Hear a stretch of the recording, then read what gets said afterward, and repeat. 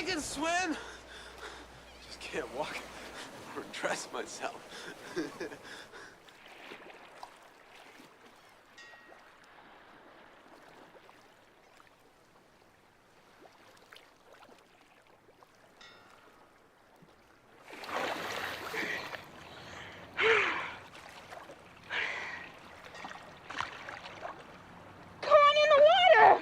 Take it easy. Take it easy.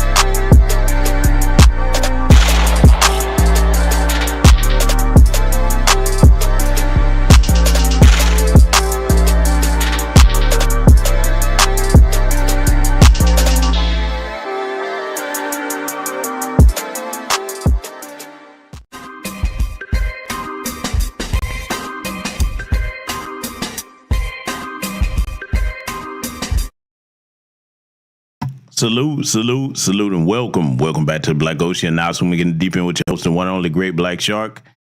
Oh yes, we gonna get a lot straight in this broadcast tonight. Oh yes, it's again, it's gonna be a type of broadcast that make a lot of people angry. A lot of people are gonna be pissed off, but this is my message to those of them that are going to be pissed off. Bring your ears very closely, because we know that Democrat shillbillies and every manner of clown, coon, and buffoon will be listening in and out. It's better to be pissed off than pissed on. But you're probably going to feel like you've been pissed on after tonight's broadcast. Family, let me tell you something. We're going to cover politics tonight. We're going to cover social issues. And we're going to cover cultural issues. We're going to be discussing 3 different things here tonight. But it's all going to fit into one message over here. Because, see, as you know, I'm one of the people that when I see something going on, and if I get to the point where I have to address it, it's not going to be sugarcoated. So that's going to be the type of broadcast that we have over here tonight.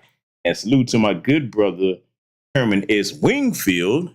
Hit the cash up early. I like to give people live shout outs if I catch you.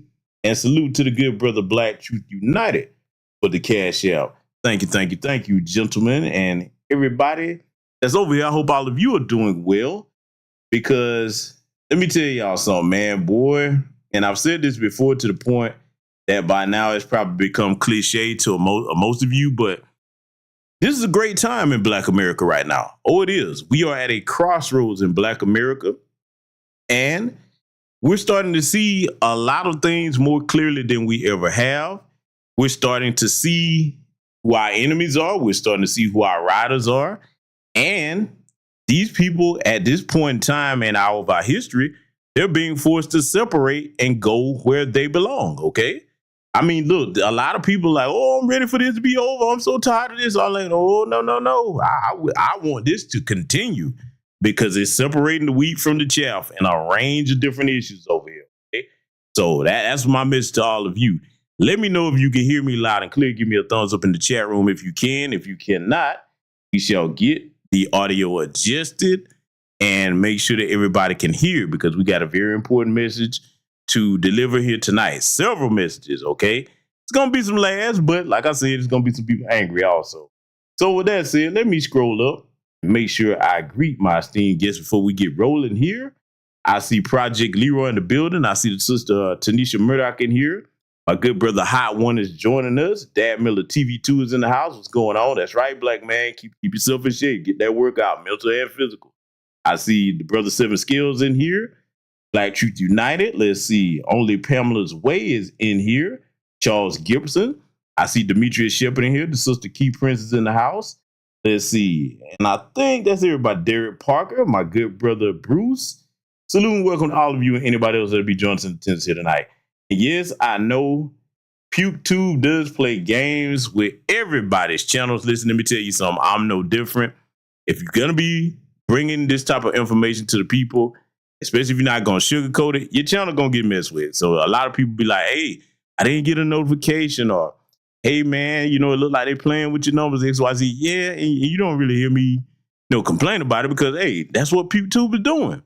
Now, where I would be honestly worried at, and a lot of people might disagree with this, a lot of content creators, where I would be worried at if all of a sudden there was no suppression of my channel. It's growing leaps and bounds overnight, okay? The numbers ain't never played with. They ain't messing with none of the broadcasts, with none of the goofy stuff they do behind the scenes. Now I'm like, what's going on? This ain't it right here, because see, that's how you know. Look, if they're not messing with you on here, hey, you in the non-threatening club. Oh, yeah, you don't have no education on your channel at all. I mean, you the coon and the buffooning channel. You know what I'm saying?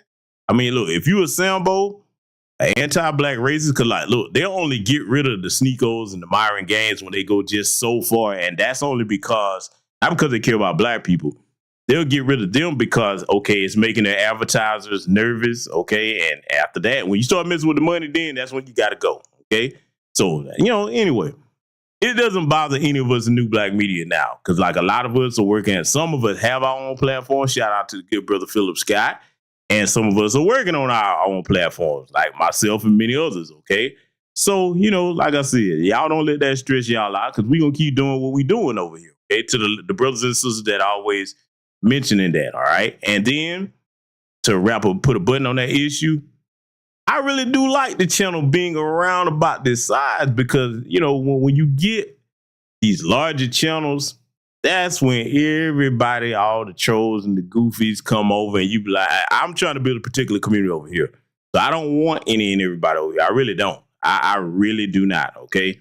I'm the last person they care about a big channel size, a whole bunch of views. Nah, I would rather have a small number of dedicated on-code folks like most of you are in here that can get things done on and offline than a bunch of silly people that's over here just looking to be entertained or, you know, on the coon train or whatever the case they might have going on, okay? This is not their tribe over here.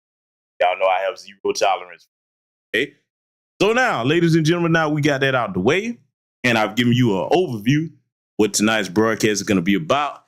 No, we got to get into sponsor time. Oh, yes, we do. Okay, and we're going to bring back one of the classics tonight because, you know, we got a taco tether we're going to have to get on, and I won't tell you who he is, but we'll get to him. So we'll go ahead and play that first sponsor in honor of him and all of the disgruntled tethers out here.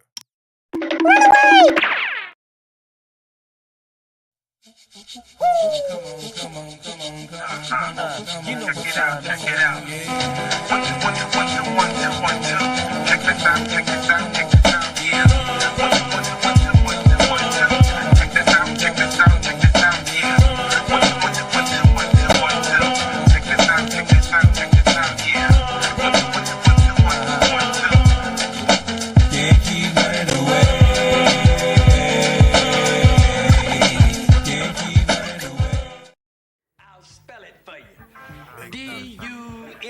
When you need a worldwide tide because you're trying to flee your homeland with no pride, you must make sure that you have the right Joppa gear.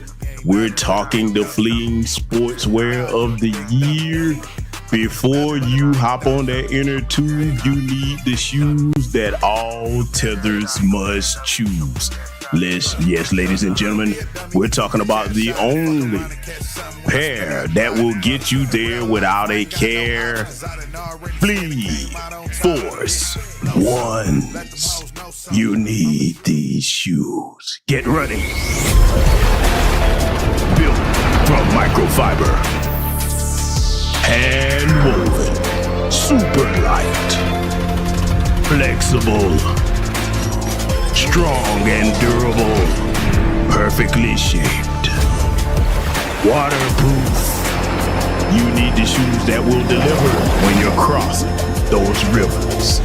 Yes, you must get a pair of the greatest Joppa wear. Flee Force Ones. Get running now.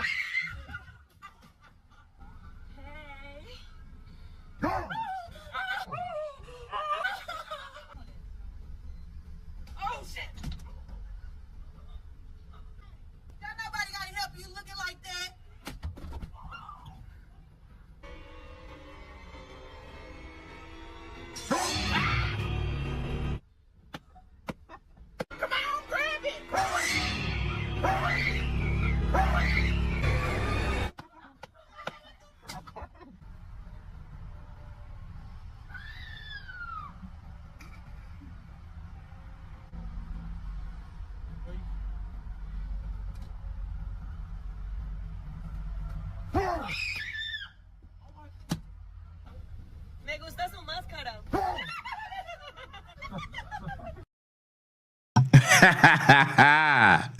Oh man, you know I had to hit y'all with the Michael Myers, man, since it's in October, you know what I'm saying? Halloween will be coming up. Yes, I know not everybody celebrates that. I don't really celebrate holidays either, but I thought it would be pretty fun to throw in there. I just can't get over brother at the end there, bro. I'm like, dude, when you saw that, And that screen that rolls up out of you, man, I'm just saying, bro, you got to take a sabbatical into the mountains of Tibet and get your manhood code up or something. Something is missing there, boy. That screen was just a little too feminine for me. But I digress, ladies and gentlemen. I hope everybody's doing well over here. I know I am, but like I said, we're going to make several people mad over here tonight because the truth must be told. And it is what it is, and I'm not worried about who gets angry when the truth is told, okay? Because that's one of the things in our society today that, you know, they're really trying to make, not just telling the truth about things, but they're really trying to make, in conjunction with telling the truth, they're trying to make you using your common sense and logical thought on a lot of things something to be shunned or shamed, as if you were an unintelligent person. See, it used to be the reverse back in the day before this here agenda that they got. I'm talking about really the powers that be in both political parties to a certain extent. While these agendas are being pushed, everything is about trying to weaken and water down masculinity. I mean, it's just, look, I'm going to tell you, the last of Mohicans that's in my generation and the others, we ain't going, man. We ain't going. We don't care what you do. Those of us that understand what traditional masculinity is, we're not going for your agendas, and they can't stand that. We're going to hold the line. Even after we gone, our spirits will be here, okay? So I'm just putting that out there because, see, the first thing we're going to review here tonight, ladies and gentlemen, let me go ahead and put my disclaimer out for this. The brother that we're going to examine here, his situation, I have a lot of respect for the brother. Good person, good dude, okay? Does a lot of good work in his community. However, I'm doing this to teach a lesson. It's not going to be to go at him, but we're going to analyze a situation that occurred with, you know, these shillbillies that, you know, they come after us and shame us. Oh, if we don't vote for Command Me, you know, it's Kamala, not Kamala. Like, fuck that bitch. I'll call her whatever the fuck I want. And I hope you shillbillies heard that. And they don't like it when I say that. I'll be like, yeah, you come over here with me. You notice they don't ever try that with me? It's Kamala. I'm like, no, it's whatever the fuck I decide that shoe-face heifer is, man. See, I'm one of the people, if you mistreat my folks, man, and I see it's deliberate and you got a track record of doing it, I'm not going to be respectful. To hell with that. Let me tell you something, man. Sometimes you can be overly cordial and politically correct to the point that you actually become desensitized to threats in the community. See, if anybody wants to know why I speak the way I do, and if you'll notice one thing, I don't know if y'all paid attention to this. When I go on other people's platforms, you know, I really don't curse. I keep all that over here on my platform because I respect everybody's rules. However, when we over here, when there's an expletive that needs to be stitched in, it's going to get stitched in, because the one thing that I want all of our people to get back to, black men and black women, but especially you brothers, okay, because of our natural position in the community, do not become conditioned by this society to the point that when you see something that's wrong, society expects men in particular, black people as a whole, but especially the men, well, you don't have to say it like that, or don't go that far. Hey, fuck every ounce of that. If you don't want me to chop your head off figuratively, and in some cases literally if need be, then don't bring the bullshit my way. See, brothers particularly, and I want you sisters to pay attention to this, because if you have black sons, nephews, cousins, what have you, you need to hear this. Brothers in particular, we got to teach these disrespectful bastards, whether it's politicians, the damn tether, white adjacent tethers, the tethers that wear our skin and disgrace it. We have to teach them that when you cross a certain line in the sand, it's not really going to be any cordial or respectful conversation. You're going to get a foot in your ass, okay? See, to be honest with you, I'm just talking about our community, how we're treated. But if you look at the world in general, that's what the problem is. It's too many asses running around here being disrespectful, and there's no foot being applied. Listen, man, we got to get back to applying feet to ass, okay? I'm just saying, man, look, I'm going to tell y'all something, man. You might not believe this. Y'all see some of y'all laughing. I'm going to tell you something, man. I believe that where there's a disrespectful ass, there needs to be a foot attached to it like a gift set. You know what I'm saying? I mean, it go together like hands and gloves, okay? Whatever combination you want to put together, all right? It just does. So, I'm one of the people right here. Hey, if everybody else, I'm too civilized and conditioned weak to use my foot to apply it to an ass. Move out the way. I got you. Because I'm going to keep some steel toe lace B1 spike boots. I might even dip the spikes in a little bit of heat and some poison and aim it towards whatever disrespectful ass needs it aimed. Okay? So now that we got that part out the way about the people that you're so harsh, you damn right. I'm not going to change either. Okay? It's not going to happen. Now, back to the situation that we're going to analyze first. The lesson that I'm going to be teaching here, family, and this is why as Black people, especially Black men, we need to focus on making sure that we're economically independent at every turn that we can. Okay, I get it. You can't go from 0 to 60 overnight, and I would never tell anybody to try that because it's not really possible. But at your every opportunity, I don't care what job you're working or whatever you have going on, you want to be working on the goal of becoming financially independent every chance you get, okay? And once you do achieve that, you need to understand this. Ownership is everything, okay? Let me touch on this briefly before we go ahead and get started. You think about, okay, during the pandemic, remember Versus? Oh, man, that was the hottest thing out at that time. Boy, that was greatly needed in the community at that time. And then the creators, Timbaland and Swiss Beats, sold it to them folks. Ain't been the same ever since, because once you put the mayonnaise in it, it just get ruined. So when it comes to ownership, one thing that I want to see future generations make the standard is exactly what other communities do with us. So you got to understand something. If the Asians, East Indians, Arab, definitely them folks, okay, and Hispanics, they create something, even if we got the dollar amount to pay for it, even if we offer to pay twice as much as it's worth, a lot of them have learned this lesson. I will give them respect for this because it's something that we need to take a page from. They'll look at you like, look, bro, it ain't even about the money. This is my nephew over here. This is my son, my daughter, okay, my cousins. We passing this down to family. It ain't even about you having the money. You know what I'm saying? It ain't even personal. It's just that we understand that the more that you own, operate, and control and pass it down, and then each generation builds upon it, that's how you secure generational wealth. You understand? Now, of course, the other part of that problem with us in Black America is, even if we do practice that, the thing that's working against us, even if we do the right thing as far as our economic situation, we get sabotaged. We the only group that get targeted for sabotage the way we do. And many of us in New Black Media have covered several instances to give you the truth about that. And some of you in my chat room have probably experienced that, whether you're on a job or you're a business owner, okay? So I just want to point that out, because when you are in a position of ownership and them folks can't really yank nothing away from you because they didn't build you or give you what you sustain yourself with, then they can't control you. Case in point, look at the brother Dave Chappelle, whether you agree with everything he said or not. Cat Williams, several other brothers and sisters out here that's in the entertainment industry or whatever they're doing. If they're independent, the council culture don't work because the people support them. And as long as you stand by the people gonna rock with you. And I know because I'm living proof of it, okay?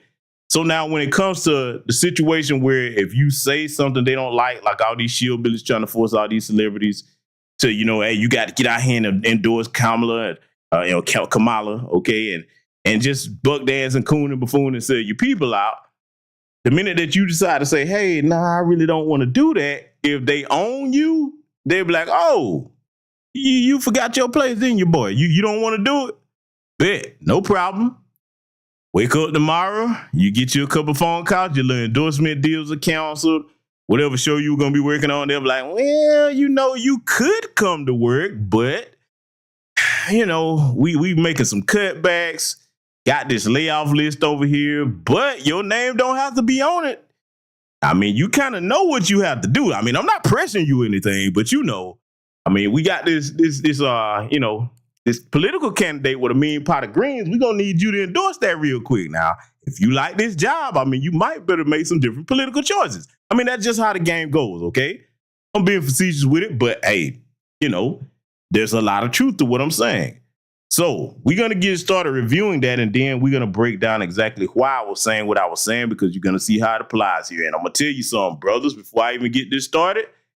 Let me tell you right now, if you over here, you subscribe to this channel, I don't expect you to agree with everything I say, One thing I do hope you agree with is we got to stop this stuff where if we condemn something or if we come out and stand firm against something, we don't need to walk a damn thing back. See, as black men, we need to get comfortable once again. And when we declare something, that's what it is. Now, it's one thing if we're genuinely wrong. Okay, cool. You genuinely wrong. But on something where it is your conviction or it is your opinion, or definitely if it's a matter of fact and it's rooted in truth that everybody can verify, you do not apologize. You understand me?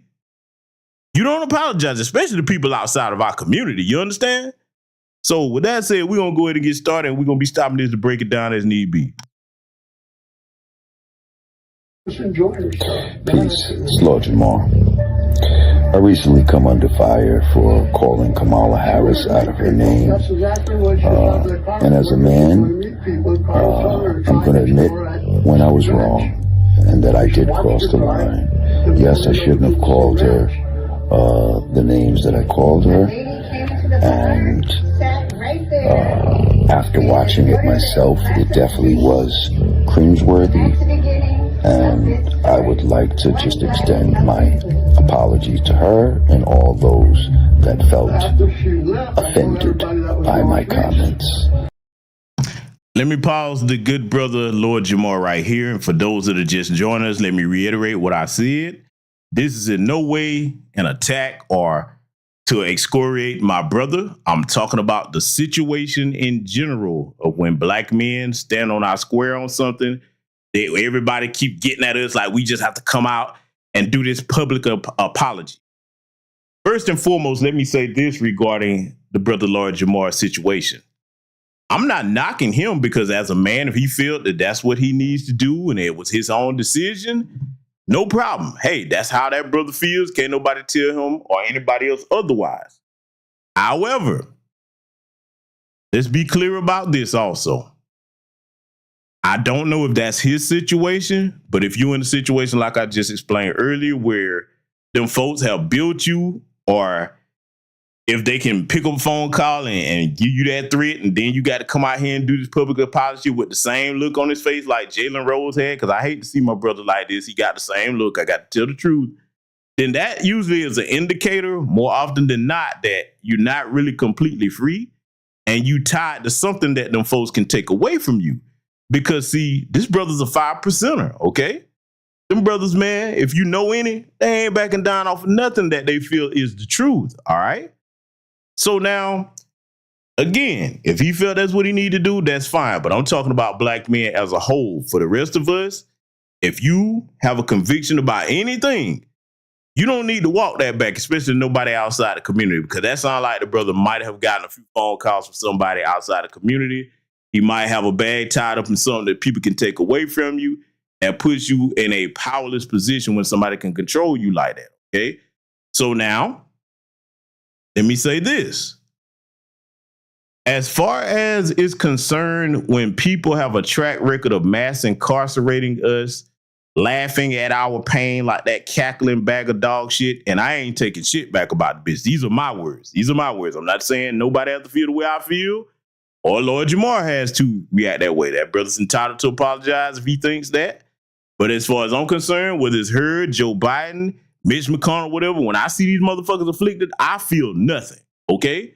Because, see, let me ask you this, family. Brothers in this chat room and sisters, you can bear me witness on this, but especially black men, foundational black American freedmen men. I have a question to ask, okay? I have a question to ask. Can anybody in here name me a time and a place in modern day America or past America that when black men and particularly black people are offended, who comes out and publicly apologizes to us about anything? And I'm not talking about if they offended us with mere words or an opinion. I'm talking about when they do us egregious harm, okay, grievous harm. I'm talking about taking our lives. I'm talking about taking land away from our people that have had it in their family for hundreds of years. I'm talking about redlining. I'm talking about, okay, if you trying to sell your home on the market, they undercutting your price and they don't do it to them folks like that. I'm talking about all the times that you might have good credit, you go to apply for a loan. Who's apologizing to us about the way they treat Black Americans? See, let me tell you something. I'm cut from a different cloth down here in the South. Whatever I say, I mean what I say, and I'm not walking shit back. That bitch can go to hell, and everybody else that's pulling her puppet strings that have harmed my community, because see, you got to understand something about manhood, okay? Again, this is no dig at my brother, Lord Jamar. I respect that brother. Love him to life, man. Does good work in his community. I know that for a fact, okay? But let me say this. When it comes to that, what I just stated there, we got to put some backbone back into the title of Black manhood, because there's too many brothers that will get on these public platforms and make these people get on camera and see, he started out all like that, but look what I did. I made the phone call behind the scenes. I threatened to take away XYZ. Look at him. Make him apologize. Huh? See, let me tell you another difference, because see, sometimes it takes a person like myself to have to point these types of things out to really put it before you so that you think about it. You ever notice they don't really make Black women get on TV and apologize like this? And this isn't about no gender war or nothing like that. I'm telling you, the difference is it's always important for them to parade the Black men out here and have us bowing down anytime we take a stand, or if we go against whatever narrative we supposed to be handed and fed like little trained puppies. They have to put either the biggest and strongest of us up and make us apologize, or if it's not the biggest and strongest, the most economically successful or famous amongst them, and say, see, don't the rest of you niggas get out of line, because we can make your most famous, wealthy, and your strongest apologize. Let me tell you something, man. And I want to say this to any Black celebrity that might come across this broadcast by happenstance, okay? Let me tell you something. This is why those of us on the Black grassroots have to hold the line, because a lot of them will get their strength from us. And I'm going to say this to you Black celebrities out here. Anybody might happen to come across this, in case any of y'all happen to tag people in this. This is why you should never want to be, and I'm going to name a name. This is why you should never want to be like a Stephen A. Smith, who tell you the first thing he thinks about when he get up in the morning is how can he make his boss more money and how can he get some of it. Let me tell you something. Your God-given rightful place as a man, especially as a Black man, is to get up and conquer whatever the Lord wills you to do, okay? That's what your place is. It's not to be perpetually tied to somebody and be no damn $40 million slave to the point where you sitting up here for 10, 20, 15 plus years and you making other people rich when you have multiple talents, whether it's the Shannon Sharps. And look, I will give Sambo A. Smith this. He has a gift for gab, but he don't recognize his own talent enough to step off and do his own thing. He wants to stay tied to a white corporate titty. And yes, I said the word titty because that's exactly what he keep in his mouth. That or a pair of white ass cheeks, okay? Whichever comes first, all right? So I just want to make that clear. Let's let our good brother, Lord Jamar, continue. Yeah, you know, we have to really be mindful of where our words can travel to. And just like a bullet, once you release them, it's hard to take them back. So I'm here to say, yes, I understand your criticism of me. And all I can say is, pardon me. I'm offering my apology. And, you know, in the future, I will not speak of her in such a way, whether I disagree with her or not. And, you know, attempt to not speak about any women in such a way, to be honest. Again, my apologies. She is Madam Vice President, whether we like it or not, and that's how she should be addressed. Peace and love. Well, my good brother, Lord Jamar, I respect your decision, and that's how you feel, and that's what you feel is right for you. Can't nobody take that away from you. But I'm going to say it, fuck that bitch and everything she stand for. And I meant that, okay? Look, let me tell y'all something. Optics are everything. Let's have a conversation about optics, okay? And again, no disrespect to my brother, all right? Yes, there is a time and a place to take words back, apologize, make amends within Black America. Within Black America. That bitch is not a part of Black America. she has been responsible for harming our community with mass incarceration. And now that she's been in office for 3.5, you may well say 4 years, she's been a big part of flooding us with illegal aliens over here and standing in the way of our tangibles and reparations. And they're going to do something, they're going to be with black people now. That's what she told us, okay? Let me tell you something. The walk that we take as black men, it is an important thing in our lives that we keep mindful of. The younger generation behind us that are going to be the next protectors after we're gone, they're watching what we do and what we say and how we react to pressure and controversy. See, this is where black fathers, and shout out to all black fathers that fit this description, who stay in their children's lives and train them in the ways of manhood. This is where they don't get enough credit. God damn it, I'm saluting you tonight. Because I have one that taught me and trained me that when you take a stand, sometimes you have to stand one against many. See, let me tell you something. Manhood is not easy. Standing for the right thing is not easy. Sometimes you have to be prepared to stand one against many in your conviction, and you have to be strong enough internally. Notice what I said. Internally to do that. Whether everybody else can't see why you stand in that way, or if everybody telling you, oh, you crazy, you this, that, the third. If you know it to be right, and it's the best thing, not only just for yourself, but for the community, then you stand firm, because I'm going to tell you something. You're not by yourself.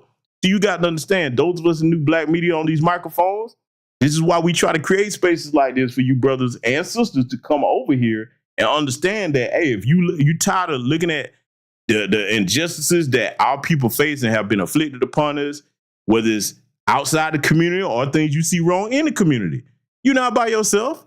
As far as you look, let me tell you something. You would be crazy if you didn't have any type of natural instinct or desire or will to stand up for justice, because, see, you got to understand something. The people that don't have the strength to do that, you never know if they could find that strength if they see even one or two people, a handful of people, just stand up and say, you know what? No, you will not cross this line without a fight. All right? So I'm going to tell you right now, Democrat shillbillies, you can run with her and kiss her ass all you want to. Brothers like myself and sisters like over here in our community that really see what's going on, they're looking at these policies, these numbers, they join the line. The rules of engagement have changed. The new way under the sun for black Americans is self-respect first. You do not get what you don't give us. And when you set that line for people, then they get some act right. All of you, no matter which part of the country you're from, you've heard this saying probably by someone in your family. You teach people how to treat you. That's a very true statement, okay? Very true statement. So now we're going to get on to what we got to analyze next here, because I told you we're going to cover several different issues here. And this one, this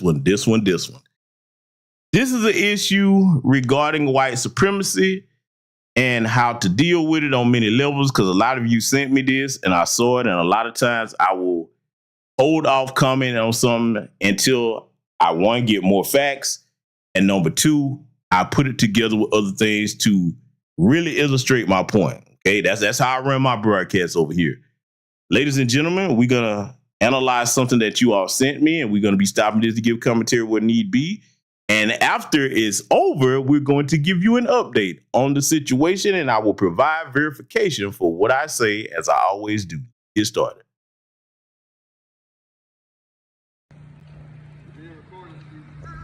What's going on, buddy? Nigga done brought a No, we answered that question. team out here. Obviously, he doesn't live here. The reason why I asked you to live here is a private community, so if you don't live here, you need to leave. So if you live here, you're visiting a friend, that's fine, just let us know, because you're getting neighbors concerned since you're walking around my house. I'm not walking around your house. Hold on, Steve. You've been past my house 4 times, I don't know you, I've never seen you here before, and you're walking past my house over and over again. So if you live here or you have a friend you're visiting here, that's fine. I'm not in front of your house. You're You're actually following me.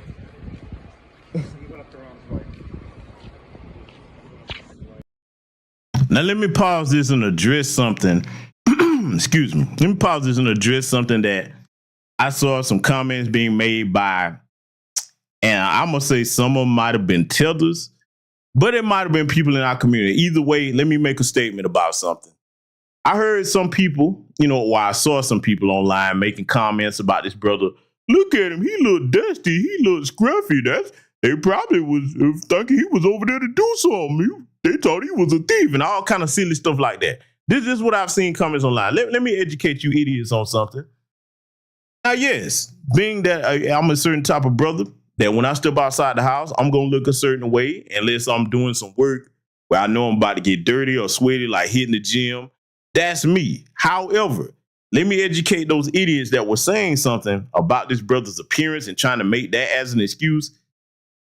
When you go back to the height of Jim Crow, they hung our ancestors when they had business suits on and church dresses on. So it don't have a damn thing to do with your appearance. If a white supremacist hates you, you better listen closer to what I'm telling you.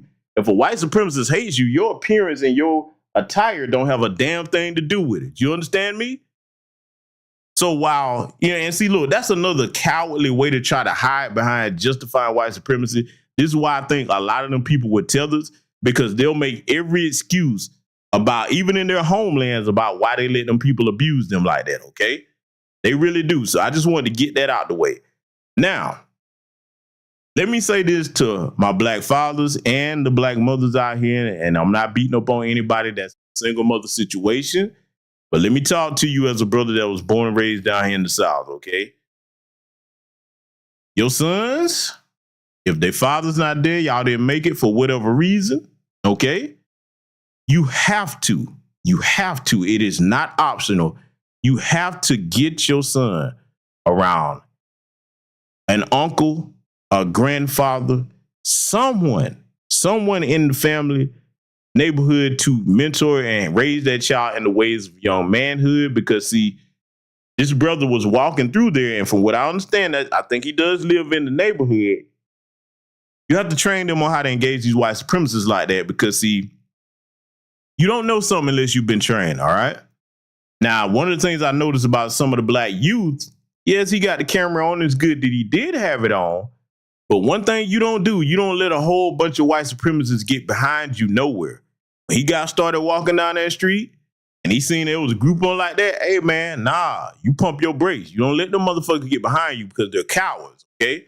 So that's one thing you better make sure that you're teaching your sons. And then the other thing about it, I'm going to tell you what, we're going to let it play before I get into that. And then I'm going to make that statement here. Let's let it continue. We're just asking a question. You live out here? I'm a part of the neighborhood. You're part of the neighborhood? Does that mean you live here? It's simple. Like, bro, what? I'm asking a question. You live here? You went up to my wife. Bro, I didn't go up to your wife, bro. I don't know who you're talking about. For real. And I think I can walk around my neighborhood. If you live here, yeah. So you live here. Like, You live here? you gonna keep asking me the same question over and over and over and over and over. This man following me. This is harassment, right? Now let's pause it right here, okay? And again, I'm not knocking this young brother because a lot of people are making comments about the young brother laughing, but I recognize nervous laughter when I hear it and see it. And see, again, this goes back to black fathers. Let me tell you something. Even at his age and earlier, had some shit like this ever happened to me, my demeanor would have been completely different. You know why? Because my father and my uncles on both sides of my family and grandfathers, oh, they instilled it into me early. You don't owe these people a damn thing about any explanation. We ain't got no freedom papers walking around here. So you heard the white supremacists keep talking, told the young brother, oh, yeah, you can walk through here if you live here. No, white supremacists, you don't have the right to stop anybody that's walking in a public street minding their own business. The only jurisdiction that you have if that person come in your yard or is causing some kind of trouble that way. But as far as just passing through somebody's neighborhood, no, he don't owe you no conversation about nothing. And see, I can tell that he probably wasn't trained to that because see, this is the thing, right? Let me say this to young black men. Again, I'm not beating up on this brother. This lesson needs to be taught because there may be other young black men listening to this broadcast, whether it's live or recorded, that need to hear this, that may not have their fathers there. Let me tell you something, young black man. And all you oldest brothers in here, if you agree with what I'm about to say, you give me a black fist in the chat room because I'm finna give them some information about how to handle this. One of the things about being a man, and you have to be trained in this, it's not something you're going to learn overnight. Somebody try you, you really don't need to have too much conversation for him like that, okay? You don't. Now, I'm not telling him that he's supposed to ran off and hauled and socked one of them. No. What I am saying is all that conversation, talking back and forth. See, let me further expound on what I mean.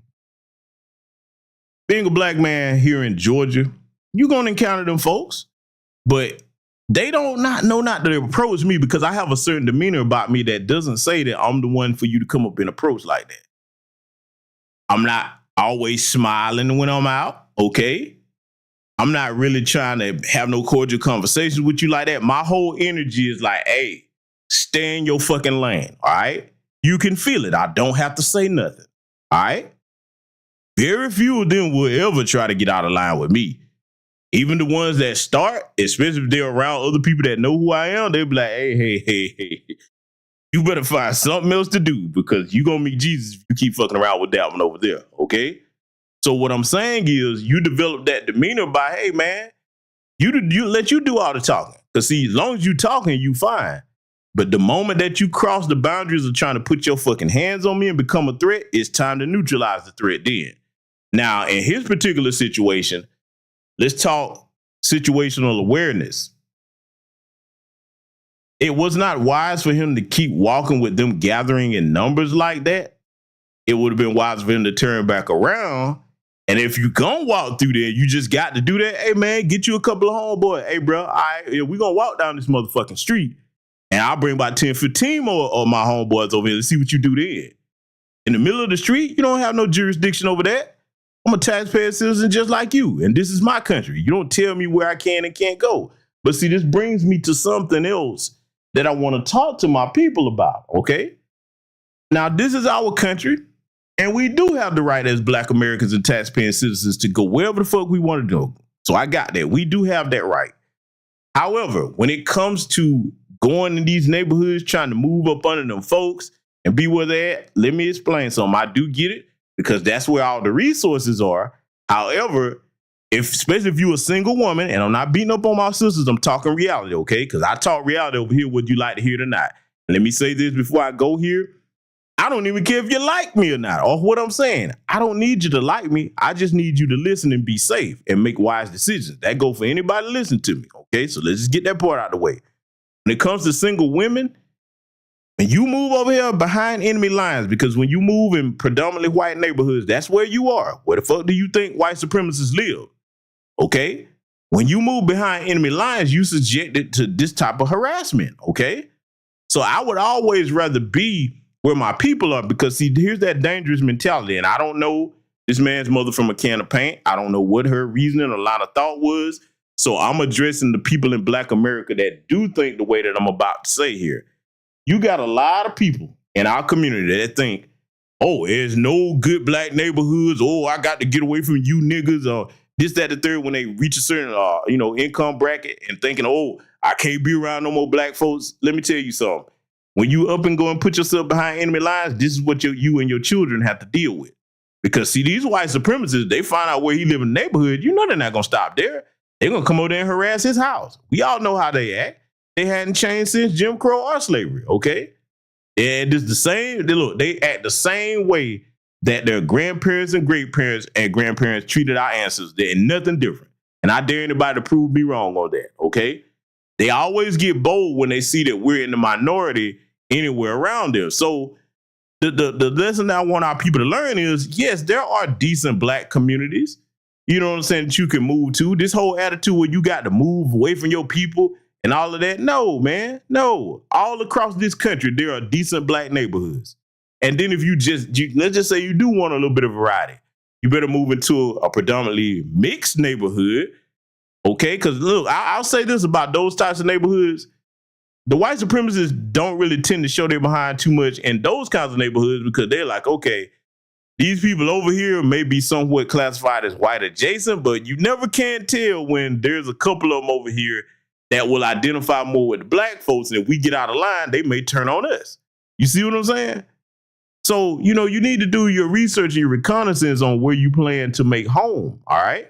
Especially if you're a sister that you by yourself like that. Because look, I don't envy a damn thing in their neighborhoods. And again, I get it. That's where most of the resources are. A lot of people want to move over there so that they can experience the quality of life that them folks have. But the drawback with that is, hey, you're surrounded by them. All right. You need to stay where your backup is. All right.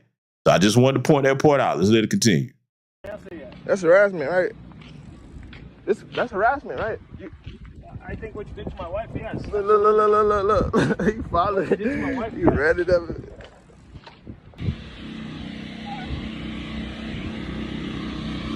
The fuck is y'all following? Why? Man, you don't tell me what the fuck I should not and should be. You better watch yourself.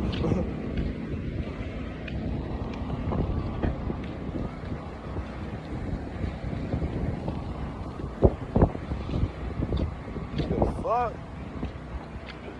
I don't even want to, like, I can't even be comfortable because look at this shit. Now, again, I'm not picking on this young man. I'm teaching a lesson with this, okay? So I want everybody to understand the context that I'm coming at this from. Young black men, let me talk to you about something. And again, I'm not picking on him. I don't know what his family situation is. I'm just stating a fact. And every black man in here, you back me up on this if you understand what I'm saying to be the truth, okay? Because this lesson needs to be taught.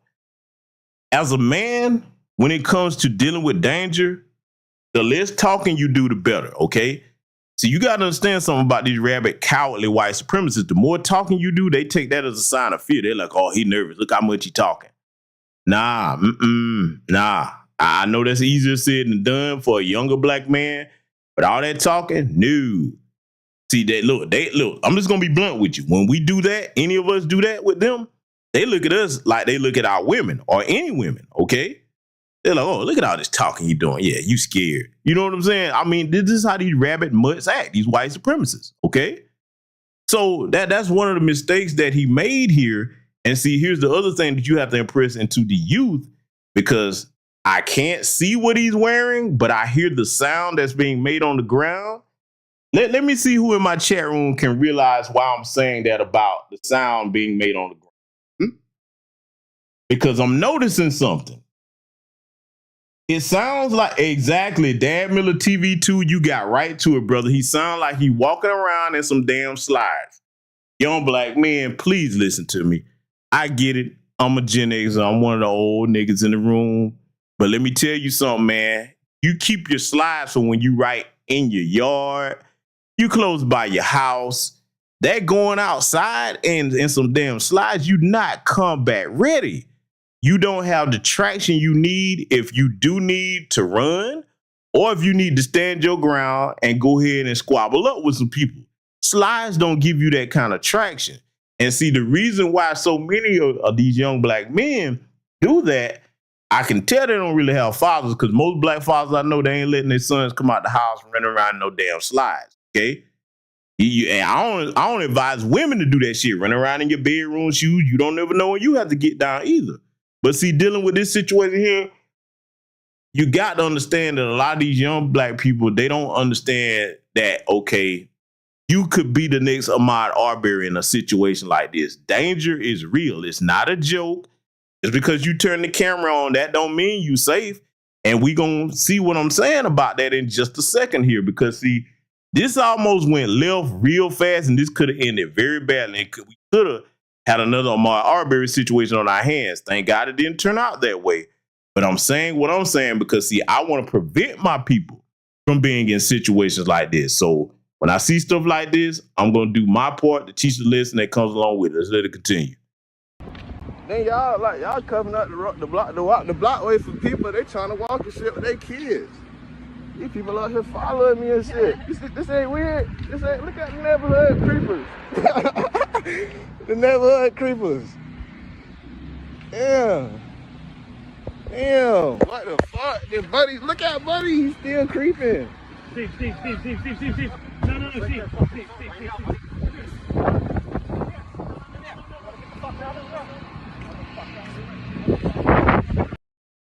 Now, everybody that knows what they do when it's a bunch of them, we see what this white supremacist was about to do.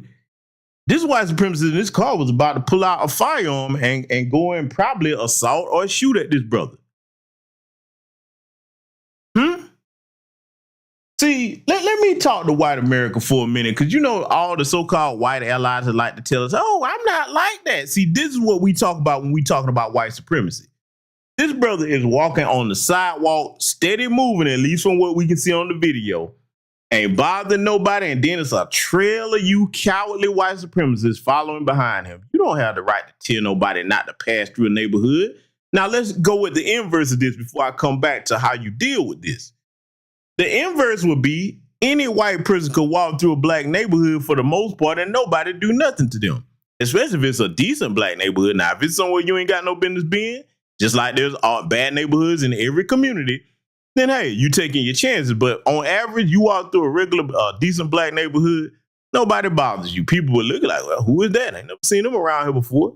But ain't nobody running behind you, harassing you, and damn sure ain't nobody running up on you trying to pull no gun on you, okay? So now back to how you handle this situation. The brother got the camera on. That's good. But I'm going to tell you something that I would have done. Let's just say this was me and I didn't know any better than to be in a situation like this, because it would have never happened even if I was his age. But if I was, by some reason, what you do then, you keep your eye on them, get yourself to safety, and now it's time to stop recording and start making some phone calls. You need to let people know where you at. Be like, hey, these motherfuckers just tried me, bro. I'm over here on XYZ Wood Street. And then make sure you get that license plate. And I'm just going to be blunt with this. I'm not going to even code what I'm saying. You pull something like this with me or somebody in my family, okay, you got the upper hand right now. But just as sure as I get your license plate, if I see you somewhere, well, we gonna see just how bold you are when you get confronted when you least expect it. We don't play that shit. You understand me? See, we got to get back to being protective about the people in our community. This young brother wasn't bothering the soul, man. And then you heard how they was making up stuff. Oh, you walked up to my wife. That's how they do that. Because see, they do that. This is what white supremacists do when they do that. It's just like the police, okay? The race soldiers. They sit up there and make up things. And then when they see it, they're around a crowd of them, they know that whatever lie they tell, the rest of the people gonna be like, oh, he said he just walked up to his wife. Now, it's not a bit of truth to that, but they say that to get the rest of them mobbed up with each other so they can continue trying to increase their numbers to bring us harm, okay? So you got to understand how they think, all right? And see, this situation right here, man, I'm gonna tell you, boy, he couldn't have been one of my cousins. Oh, my God. No. Let me tell you something, dude. I'm going to make this statement boldly, and everybody in my family know this. Them folks don't play with my family like that down here. We got a long history going back on both sides of my family. Like, all right, you play them games if you want to. It's going to be consequences behind that. We ain't waiting on nobody to handle a damn thing. You understand? We don't fuck with you. You don't fuck with us. But if you going to go there, okay, cool. Two can play them games. Yeah. See, that kind of stuff right there, that cowardly behavior. And see, the thing about each one of them, I guarantee you take each one of them cowardly white supremacists that was harassing this brother and put them around some black folks somewhere where they ain't got the numbers like that, they'll be quiet as a fucking church mouse pissing on cotton. Bunch of punk bitches. This is why people don't respect you around the world to this day. You're a bunch of cowards, man. Look, let me go here. I'm gonna completely disarm all the excuses. Let's just go with the excuse that we keep hearing. Well, they didn't know who he was. He was in their neighborhood. Look how he was looking. Okay, let's go with this. Let's just say, all right, you concerned about your neighborhood? No problem. You supposed to be. I don't blame you for that. One person could have walked up. Hey, man, how you doing, man? You know, hadn't seen you around here before. You know what I'm saying? I'm so-and-so. You know, and we just wanted to make sure, you know what I'm saying? Are you part of the neighborhood or whatever? There's a way to ask people questions without being threatening. And you know what I'm saying? Chances are you walk up to the average black person like that and start a conversation on something cordial, man, we'll respond, in kind. We'll respond in kind. So, I mean, I'm just disarming all the BS about, oh, they were so afraid. Now, how you going to be afraid when you in a predominantly white neighborhood, you got all the numbers? And see, that go to show you that they see manhood different than black men do, because most black men, even with people in our community, most of us that are from our lineage, Foundation of Black American Freedom, it ain't gonna take no whole bunch of us to do that, because we'll look at ourselves like a bunch of cowards. You really don't see most of us ganging up to jump on each other like that. That usually be them damn tethers. It's very rare that you see folks in our community doing that, especially of a certain age, because we know, like, hey, if you got an issue with that brother, handle that one-on-one, man. Go ahead and handle your business. Hey, a bunch of us grouped up together. Man, see, boy, the South is different, man. It's different rules of manhood down here. See, this is why I really don't trust them like that. Because, see, if you looked on social media, you saw how a bunch of them were responding to this. None of them, and y'all correct me in the comments if you're wrong. I look at my chat room. None of them really correct each other and say, yeah, man, this is not manly behavior right here. This is cowardly. He didn't appear to be harming nobody. Does anybody have any proof he did anything wrong? No, they all co-signed this cowardly behavior. So a lot of you, even though we're in the most integrated generation we've ever seen as far as you young black people, you better understand that you know somebody with family members just like this. Your white homeboy and homegirl, they might not be like that at all, but they got family just like this. This is 2024 now. This ain't 1964, 1954, 1944, 34, 24, none of that, okay? This is 2024, and this is still happening. This is why it was very dangerous when people were saying, oh, we're in a post-racial society, because we had that goofy tether Barack Obama in office doing beer summits with anti-black racists. You cowardly son of a bitch, you. This right here only emboldened him when Obama did that. You see what I'm saying? So no, we ain't in no post-racial society when we still seeing this type of behavior. You can't point to anything otherwise and prove me wrong on it, okay? So the bottom line is we got to make sure that we train our young brothers out here to be mindful of danger, because we've all been young at one point in time. And when you're young, you think you're invincible. You think all the older people don't know what they're talking about. You think they're just exaggerating.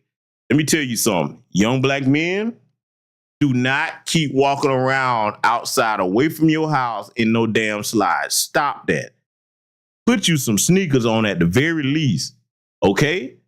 You got to understand you in the real world. You're not in a simulation.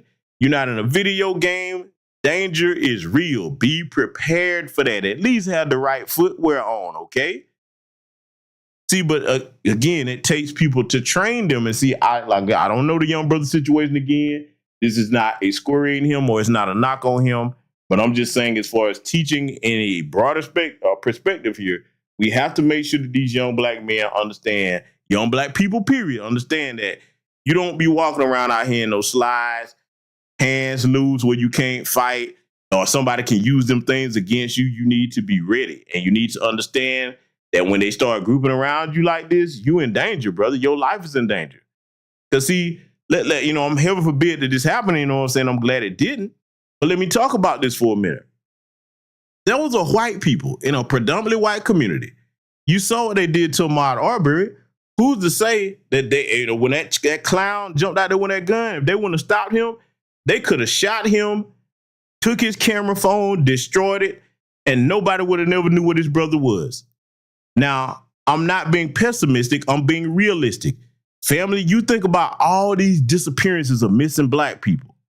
You think about situations where they find our people, and then the first thing that the race soldiers want to do, oh, it was a suicide, nothing to see here. You don't think that these very same white people, they're so bold about this? Let's talk about this. You don't think that these white folks right here, deputized white supremacists, let's call them what they are, you don't think they clicked in with the law enforcement in their area? See, they only bold like that when they know, because like that white dude that got out there with that gun, okay, cause him finna go and attack that brother. He like, hey, I can shoot this nigga, and I know the chief of police. That ain't gonna happen. That we'll all cover this up. Who's to say they hadn't done that before? You understand? So I'm further underscoring the point about you single women moving over to these predominantly white neighborhoods. You better stop that bullshit, especially if you got a family. I don't want to see you doing it by yourself, but if you got kids and ain't no man in the situation, you better cut that monkey shit out. I'm telling you, man. This could have went real bad for this brother, and I'm glad that it didn't. We have to make sure that we teach our young black people that we are not in no post-racial society in America that does not exist. Let's let it continue. What the fuck?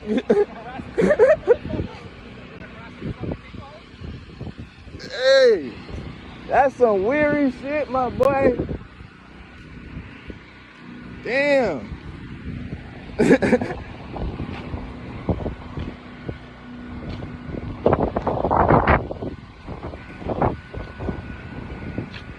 they ran this bitch out here creating problems and shit. This shit wild as fuck. You come. Now, that's what happened with that situation. But brothers and sisters, there is a small bit of justice in it. Now, for me, I already told you how me and my family would have handled that. But for those that don't know, here's an update on that particular situation. Oh, yeah. Let me make sure that I put this in the chat room so that you can verify this for yourselves. I don't want anybody to just believe me because I said it. I want you to be able to verify it for yourself, okay? Because anything that I present to you, I can back it up with a source, okay? I put it in the chat room 3 times, the article here where you can find out what happened to the white supremacists, at least one of them that was involved in that, so you can read the whole thing for yourself. London Stock Exchange terminates employee following viral video of him harassing black team in neighborhood. Oh, he had a good job, but see, you got to understand, what does our brother Professor Black True teach us and Neely Fuller Jr. teach us? White supremacists don't get fired, they just get transferred. So a lot of you may be like, well, yeah, they got him, he lost his job. That don't mean nothing to them. They got $1 million worth of whiteness. He may stay unemployed all of a week, if that. And everybody in their community will be looking out for him, okay? So, you know, like he lost that job, but he'll probably get the same type of job just somewhere else. And then who's to say that after a certain amount of time passed, the same company may hire him back? So now I just wanted to give you the update on that, but I'm letting you know that we don't count on them losing their jobs or looking at that as it's justice. No, we got to get this to a point where we protect each other and we make it known to them that, all right, we love our children just like you love yours.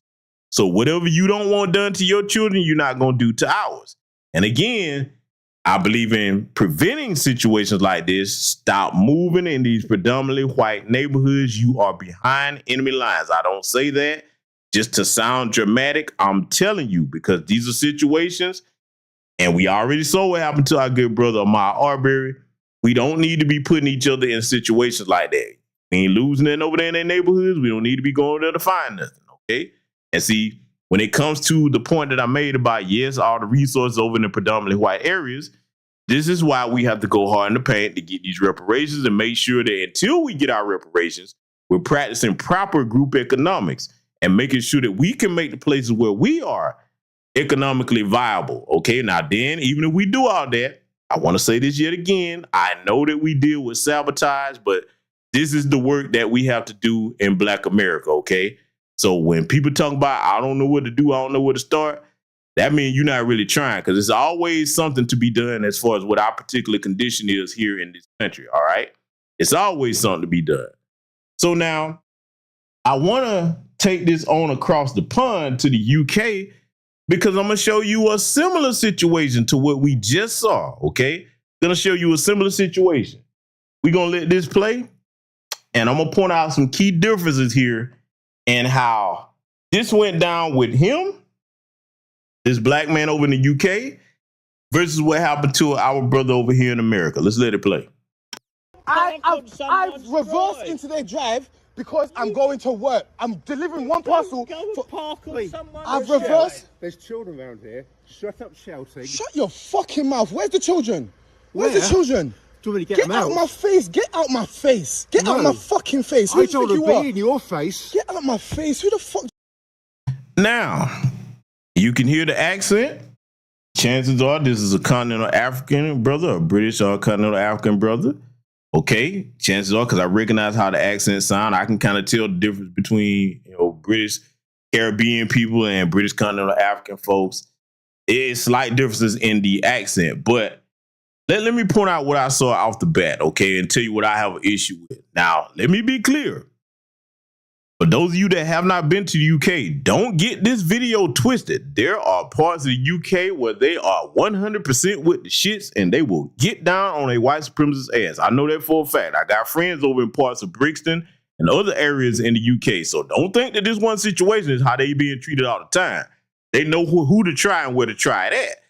Now, in this particular situation we analyzing here, you see this brother was doing his job. He got his uniform on. So first and foremost, let me say this to my continental Africans that would happen to move over there to the UK or whatever, and one of these white supremacists try you like that. First, notice if he see you in your uniform, you ain't got to explain a damn thing to him. You know what I'm here for.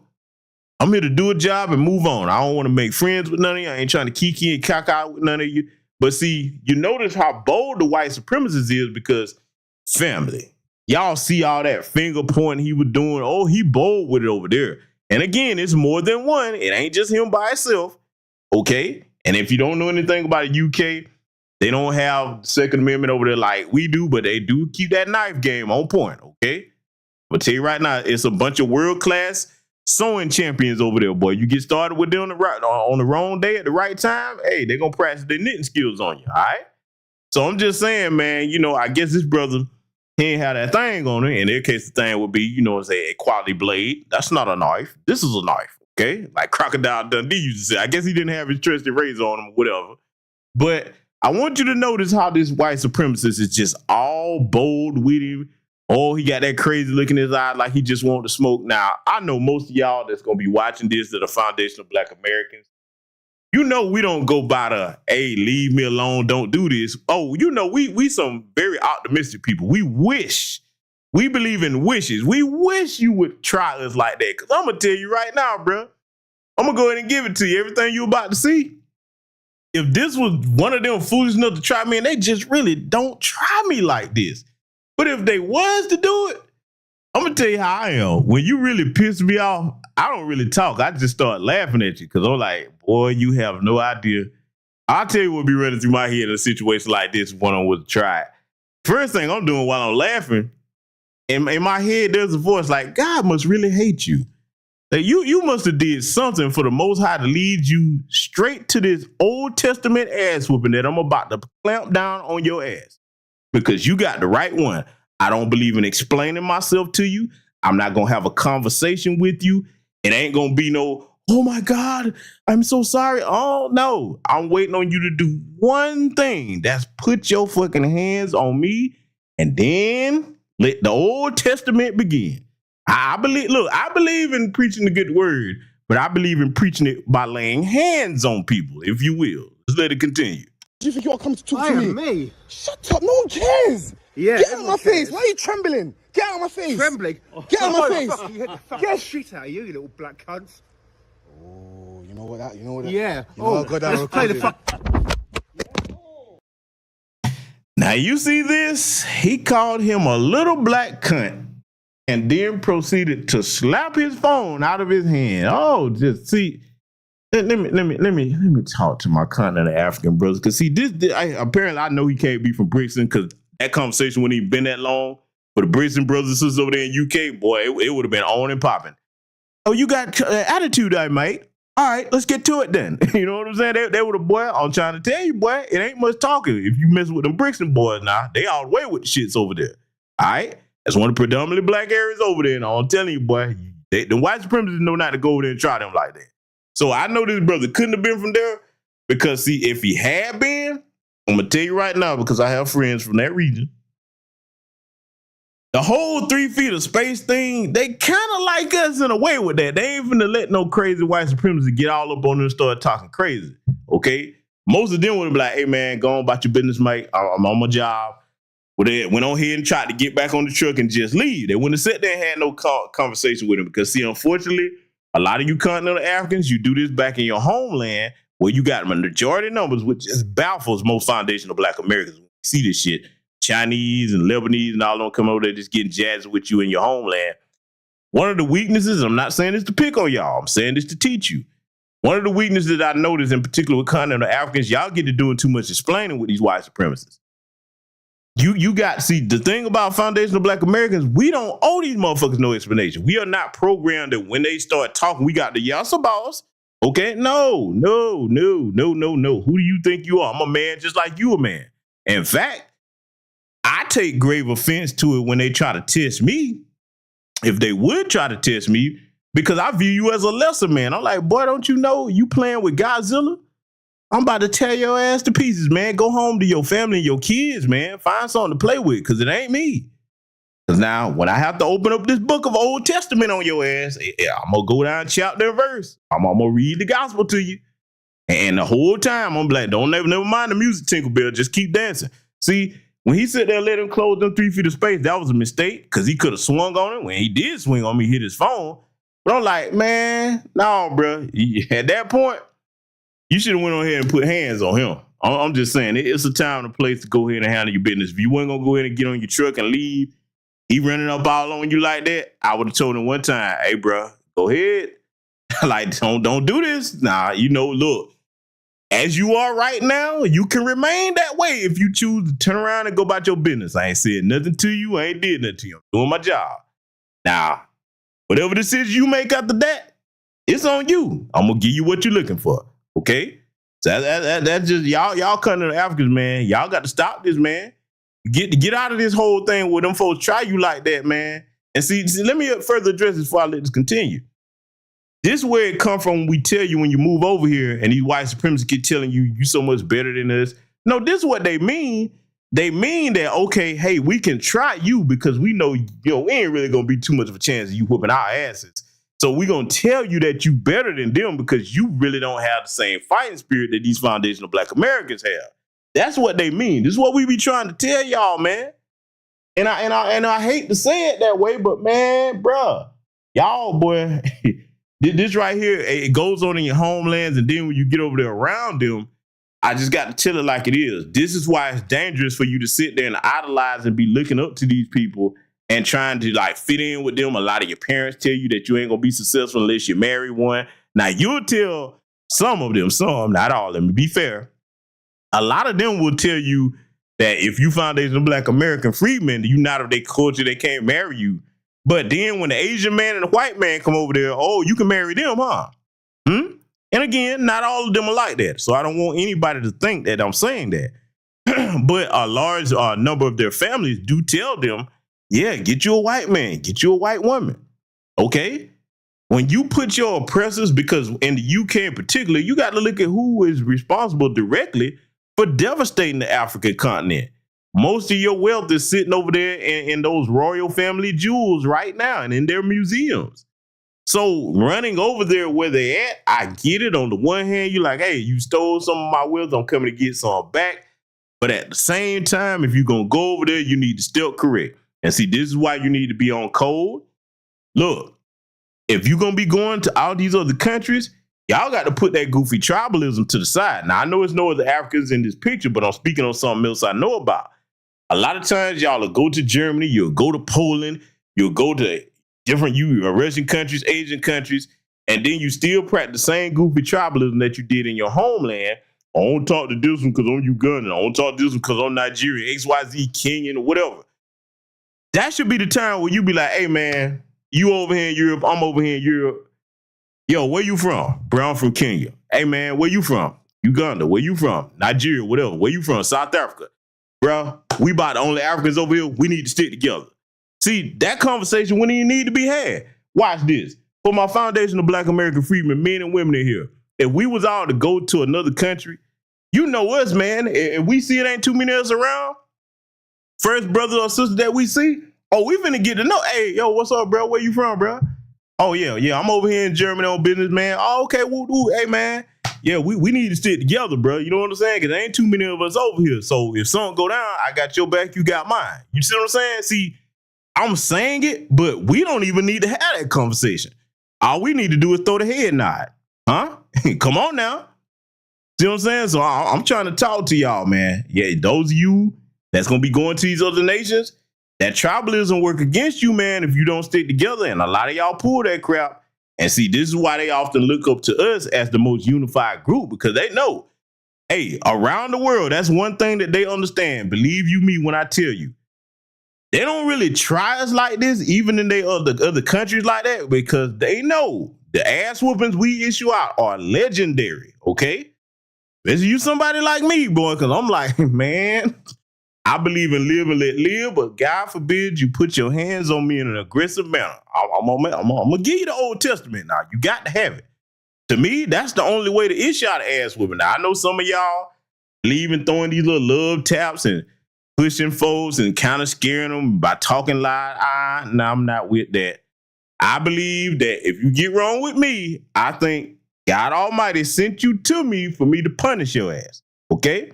That's just the way I feel about that. All right? I ain't telling y'all what to do. I'm just saying, if he sent you to me on some bullshit, I'm like, yeah, I got to do the Lord's work. I have to do it. And now I'm finna lay these holy hands on you. Let it continue.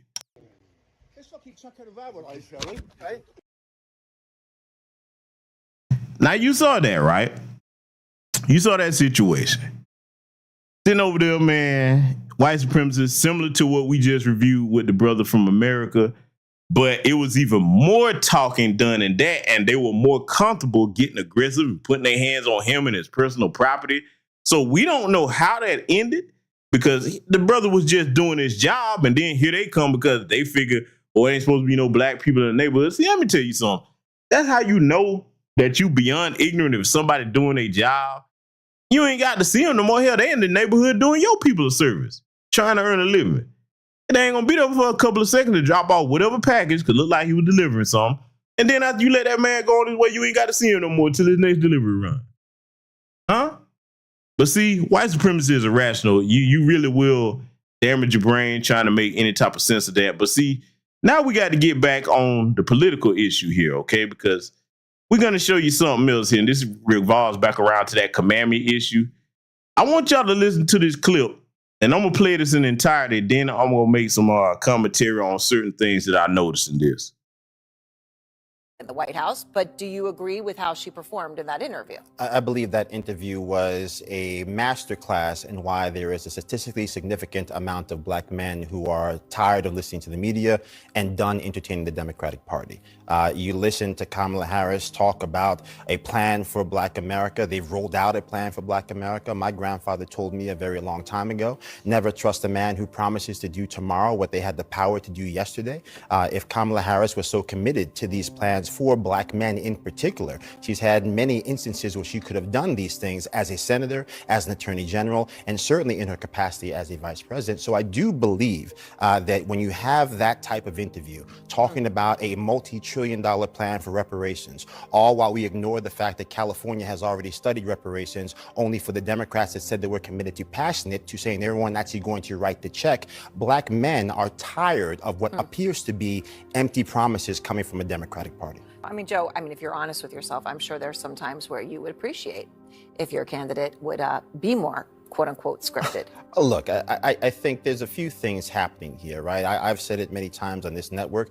Vice President Kamala Harris, she wants to have her Kate and Edith too. She wants to have all the good things that come from the Biden administration. She wants to leave all the bags of the Biden administration behind her. I think if you're just looking at the core issues pertaining to the black community, the civil rights issue of our time is education. Democrats have nominated a woman who is against school choice. They have a vice presidential candidate who is against school choice. And you have the gatekeeper for a large voter bloc that didn't ask any real questions about the civil rights issue of our time. To say that we have schools where 80% of black children cannot read at proficient levels all across this country. And so it is a scourge that is preventing black men from getting the tools they need in their young life to move forward. And I think if there are a lot of black people who are saying Democrats have told us that Donald Trump is terrible, but I'm not going to allow my vote to be taken hostage by a party that continues to not deliver results every time I place my trust in their hands. He did have a record low for black unemployment. I would just simply say that to that point, right? I think we have to dispense with some of the talking points here. Certainly,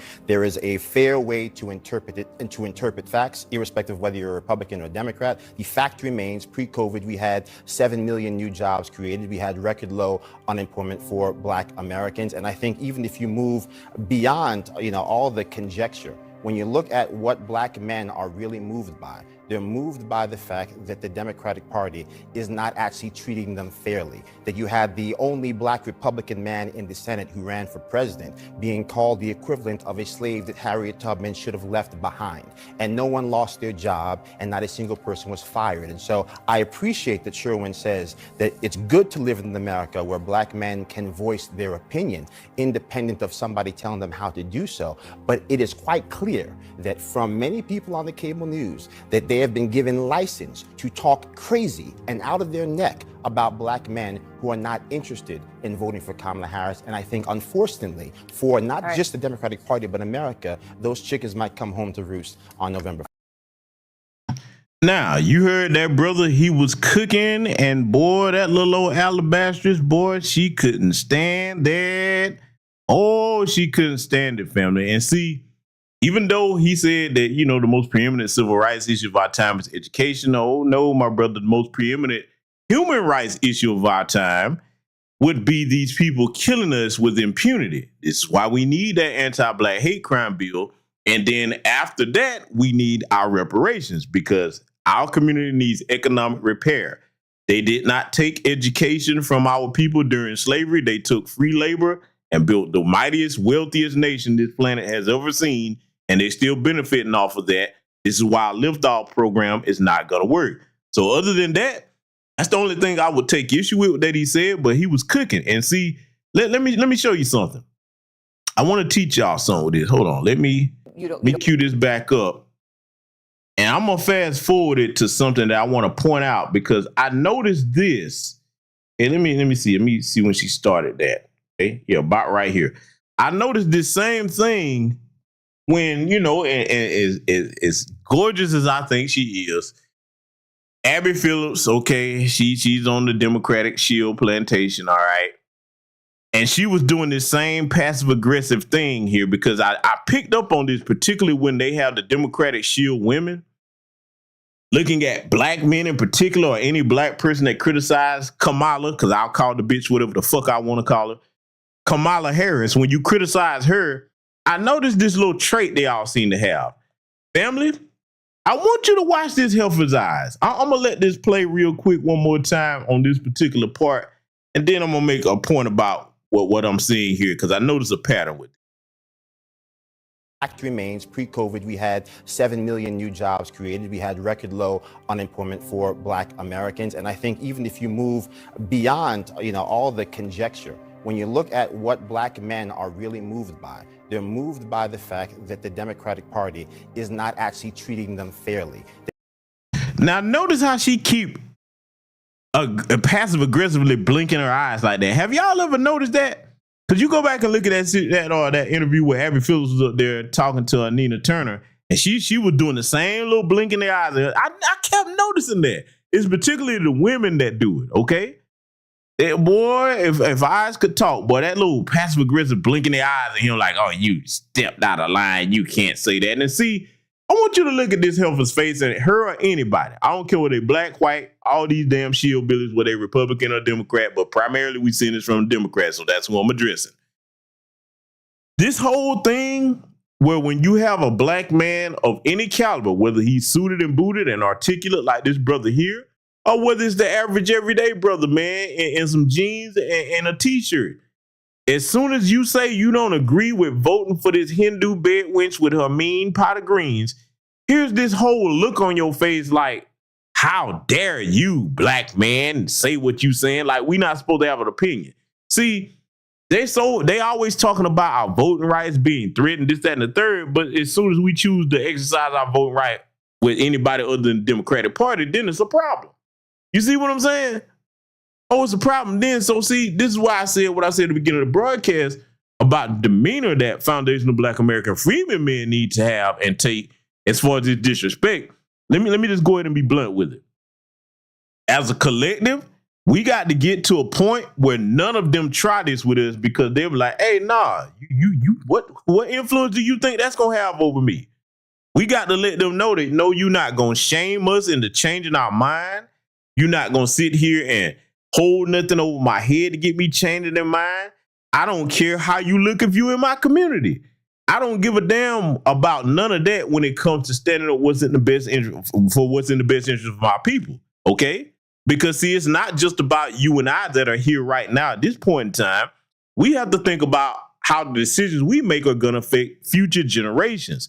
That's one of the mistakes that a lot, not all, but a lot of boomers made. All they thought about was themselves. They just said, the hell with Gen X and grandkids and anything, as long as I'm good, okay? We cannot keep walking down that same road because people got a bug in their ass or whatever case they got going on as far as about this Hindu bed wench that everybody swearing she black when she won't even really say that, and they forced her to really start talking about blackness, but she don't relate to our people. This woman is an East Indian Canadian. She grew up in a Canadian neighborhood and immigrated down here, and the only skill that she's ever been good at is flatbacking. That's it. Flatbacking and lying to people's faces. That's it. Like most politicians. But see, the reason why I go so hard to paint on her and anybody like her when you start cosplaying our lineage, and then you bring your fellow Tether Barack Obama with his big-eared ass out to wag his finger at my people, now you got to get to business, okay? But see, I just wanted to play this again. I want y'all to notice that little passive-aggressive eye blinking. You had the only black Republican man in the Senate who ran for president being called the equivalent of a slave that Harriet Tubman should have left behind. And no one lost their job and not a single person was fired. And so I appreciate that Sherwin says that it's good to live in America where black men can voice their opinion independent of somebody telling them how to do so. See, I'm going to tell you what I hope to see. This is why I spoke on what I said about economics and being in a position of ownership where them people can't counsel you or take nothing from you to affect your livelihood in a detrimental state. Every one of you brothers that's working on network TV, you should have something going on the side or other deals where if them folks ever do kick you off the air, you be like, fuck you and your job. I wish this brother would have stopped mid-sentence and said, hey, listen, why you keep blinking your eyes at me like that? You wouldn't do that to a white man up here that had a different position than me on something. You ever notice that? Correct me if I'm wrong. When the last time anybody in my chat room seen these heifers up there blinking their eyes at a white man that have a difference of opinion or a political opinion like that? They don't even do that with the Republican men. So they're blinking their eyes at him like with that look of disdain on his face. She basically looking at him like she looking at one of her children or something, huh? Or a damn pet. You're not supposed to be saying that. If she ain't say it, but come on now, that's the look on her face. I'm telling you, brothers, man, we got to draw the line in the sand with this. And see, this is why those of us on the grassroots, we really gonna have to start pulling down on some of these network TV niggas and be like, look, bro, if you're gonna be on TV representing us, yes, be cordial, be professional, but you're gonna have to have some type of backbone. And see, let me tell you how you do that. Because we've seen a recent example of an elder that did exactly what I'm talking about. So I don't want nobody to be misconstrued and think I'm saying the brother's supposed to curse her out and nothing like that. No. Look at the brother Ed Whitaker that was on CNN. There's your example right there. That's how you can be intelligent, articulate, professional, and still represent our people in a way that shows we have some intelligence. Now, I don't know what Ed Whitaker's political beliefs are, but as far as professional journalism that asks the questions that a lot of us on the grassroots are saying, he did a pretty good job, okay? Oh, he did a pretty good job. Or he didn't get not one cackle out there of a boy. She stopped that cackling when the real questions come, whether it's from a black man or a white man. Okay? So there's your example of that, right? That's the point I wanted to make. But it is quite clear that from many people on the cable news that they have been given license to talk crazy and out of their neck about black men who are not interested in voting for Kamala Harris. And I think, unfortunately, for not just the Democratic Party, but America, those chickens might come home to roost on November 4th. And see, everything that he just said, they can't say that he's lying. Because the one lie that they would ever tell that would be one of the biggest ones is to say that they actually do show black men respect. But see, the only black men that'll get respect in the Democratic Party are the Billy Porter type, the Porterized men, okay, or the crime man Van Jones type, okay, or a broken-spirited big book up on TV talking about some Kamala Harris. Boy, look, dudes like that, man, are a disgrace to black skin. Look, that's the only time I would co-sign bleaching. Van Jones, you, Roland Martin, the rest of y'all, don't stay the same color you are. Please, get you some bleach. I need, you know what? for the holiday season, I need to go ahead and holler at the Nigerians over there, like, hey, give me some of that industrial strength, cake soap and bleach that you be using. I need to send that to Roland Martin. Now, stop wearing the color of our skin, man. Go ahead and do this. Pull a Sammy Sosa. I need, family. Do you think we need to get in touch with Sammy Sosa and figure out, what his people, gave them or whatever? Because I mean, look, this is ridiculous, man. We can't keep allowing this kind of stuff in the community, man. Okay, just go ahead and bleach yourself on up, and then at least you'll fit on over there and get you one of the wigs like Dave Chappelle had on Chappelle's show. You remember when they were doing the racial draft and he was the white man reporter? That's what he needed to do. Go ahead and do that. But family, I digress. I think I made my point on that. Now we're going to get into some social issues here in the community. Now, this is the part where we're really going to piss some people off, because the good brother Philip Scott came up with some great content here. From time to time, I go over there and review some of my brother's content. And man, he was cooking on this one right here. So I'm going to tell you right now, some hit dogs are going to holler, because we're going to review a couple of things that he covered here. And I'm going to give my 2 cents on it also. So we're going to go ahead and get into it.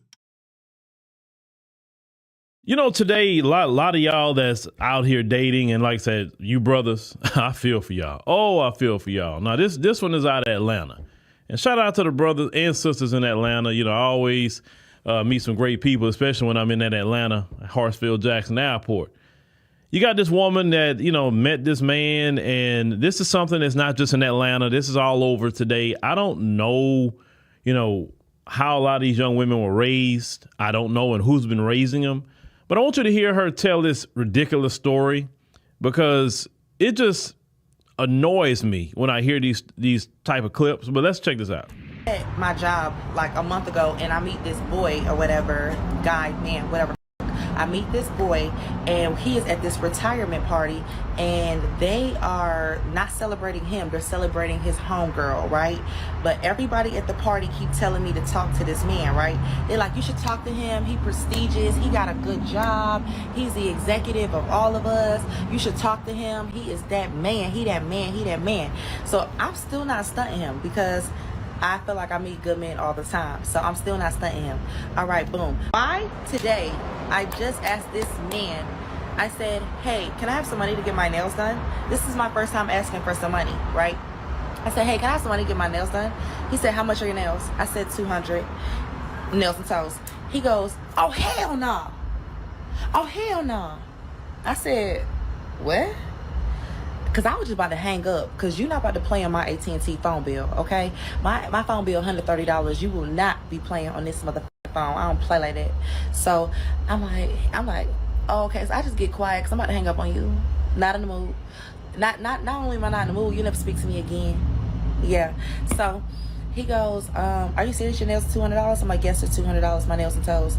He like, I got you on the feet. I'm like,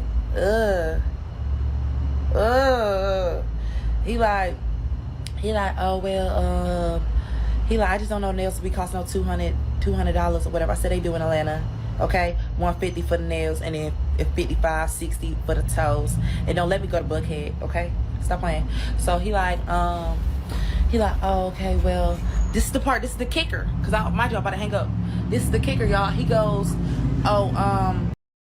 Oh, y'all know I'm about to cook when she finished this, right? Oh, you know I'm about to cook, because I got to represent for the city, and we got to correct some things here about this type of little broke bobblehead doll looking heifer here, because I ain't gonna let her misrepresent the sisters down here in Atlanta that aren't like that. I'm gonna point out something very important, because Brother Phil did an excellent job on his commentary, but I'm gonna add something to it as an Atlanta native that's gonna really clear some things up. See, I knew you was spoiled. Like, I could just tell by how everybody treats you that you are used to being spoiled, and that you're used to having high profile men in your life. And he was like, and I could tell that you're used to getting everything that you want. He was like, but when you come in my world, that got to be worked out. What?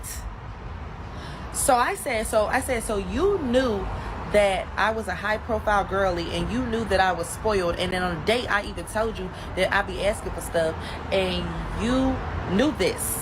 You knew that, and you still proceeded to pursue me knowing that you're not like that? Huh? Is you cool? He like, He like, no, I didn't mean it like that. I didn't mean it like that. I said, no, boo-boo.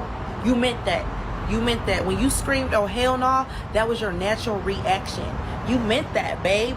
You meant that. I'm so mad I'm spitting. Like, you meant that. You meant that. Like, that was your natural reaction to you hearing. And I said, and FYI, that is something little that I would ask for. Nails is like toilet paper to me. You can just imagine the type of things that I would ask you in the future. That is at the bottom of the list.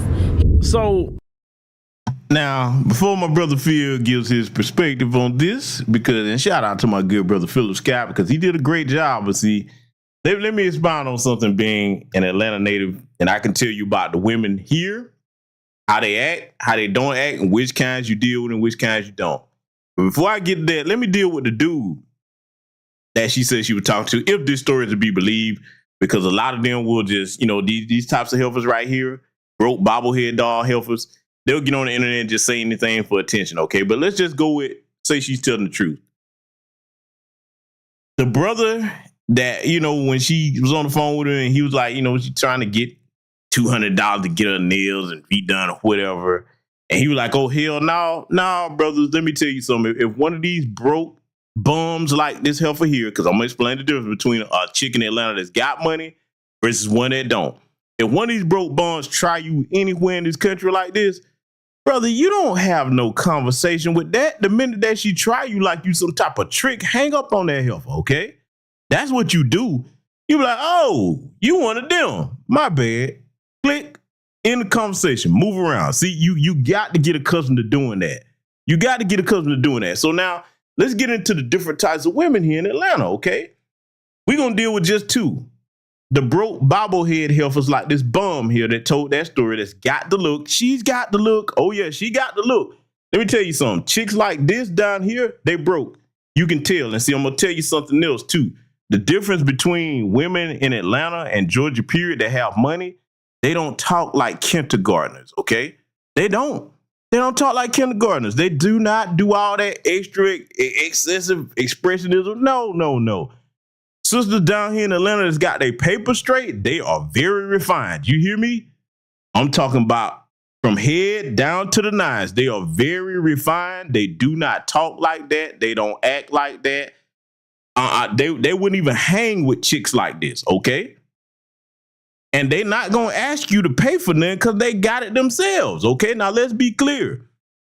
And Brother Phil going to get into this, but if it's your long-term girlfriend, your wife, okay, cool. Ain't no problem her asking you to do stuff like this. But somebody you don't know, and see, let's go back to the dude again, man.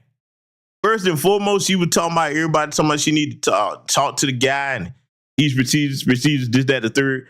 Let me tell you something about that situation right there.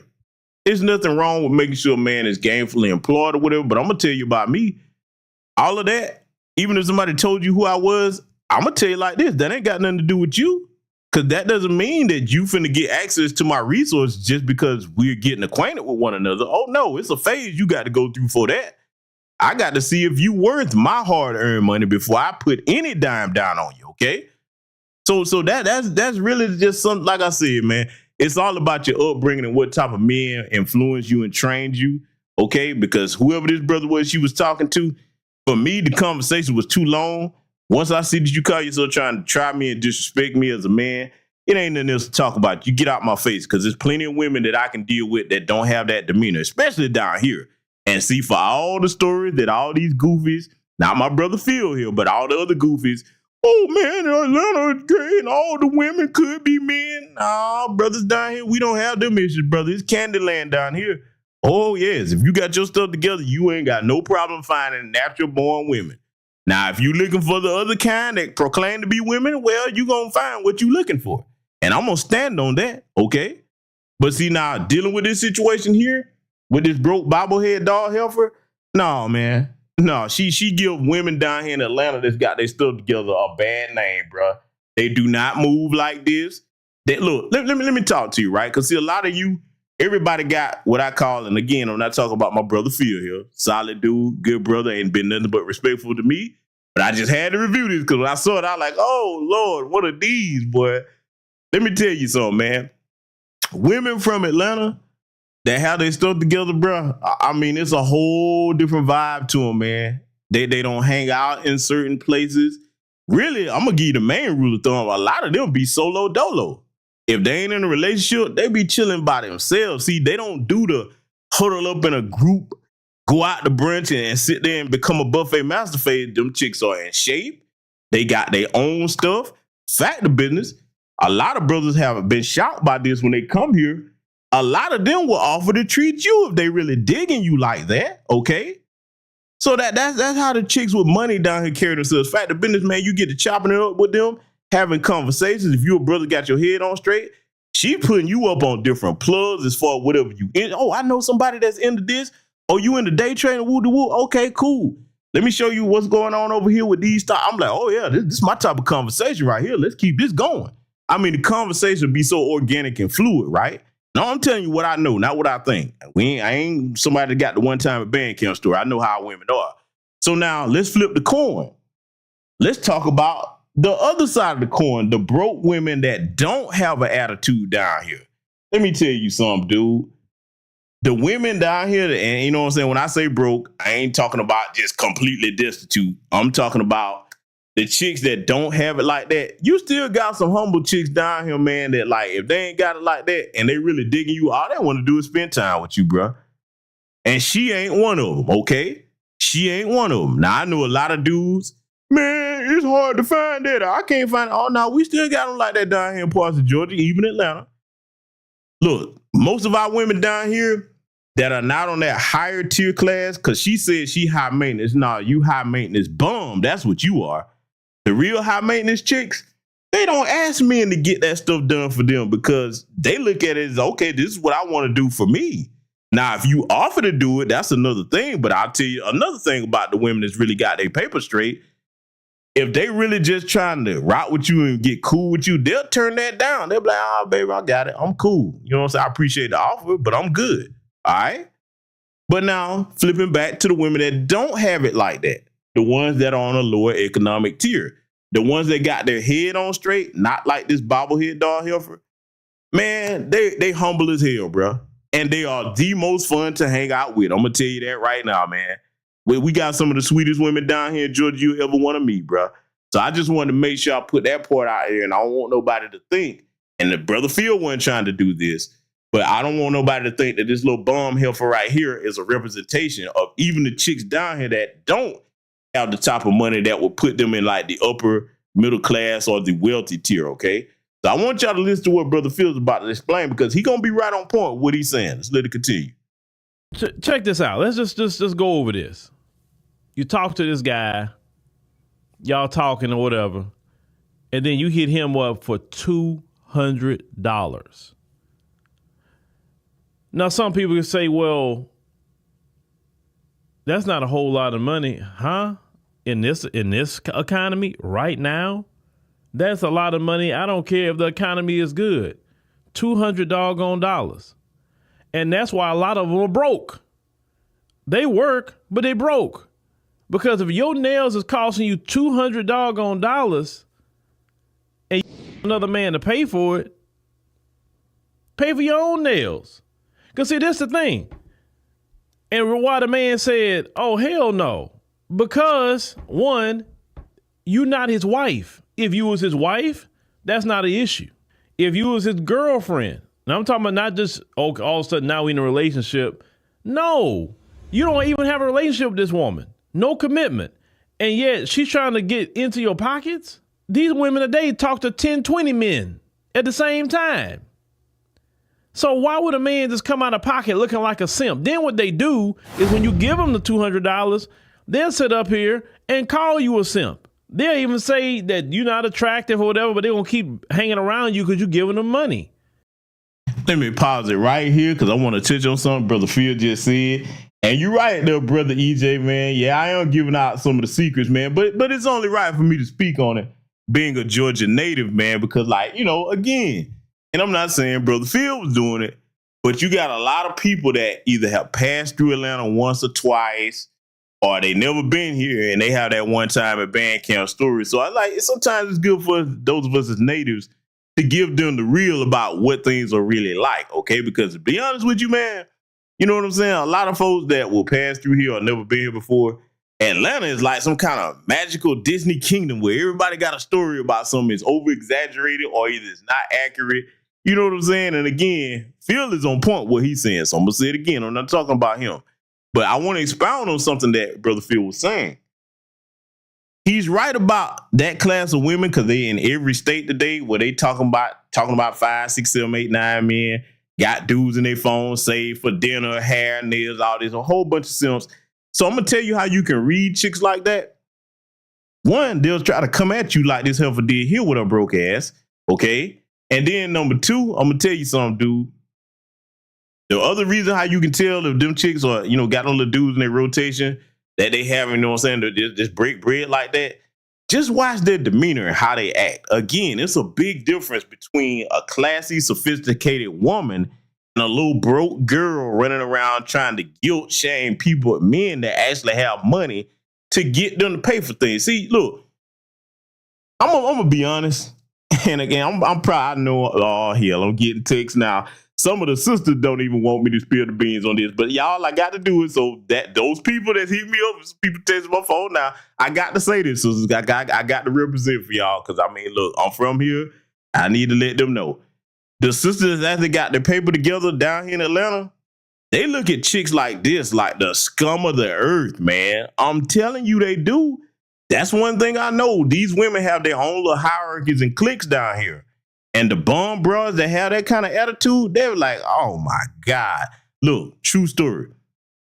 If you get a group of chicks that's got their paper straight, that's about business down here, and some of them bum bros come around, they'll up and leave. I've seen it. They'll get up and leave like, oh no, we not finna be in here. They finna be here. They will up and leave. They do not socialize with them. They don't hang out. They don't kick it with them. None of that. Other thing that you can tell about the sisters down here that really got their bread together, by the type of car they drive, or they're gonna be pushing a nice whip down here. Now you might say, well, GBS, some of the broke chicks down here push a nice whip too.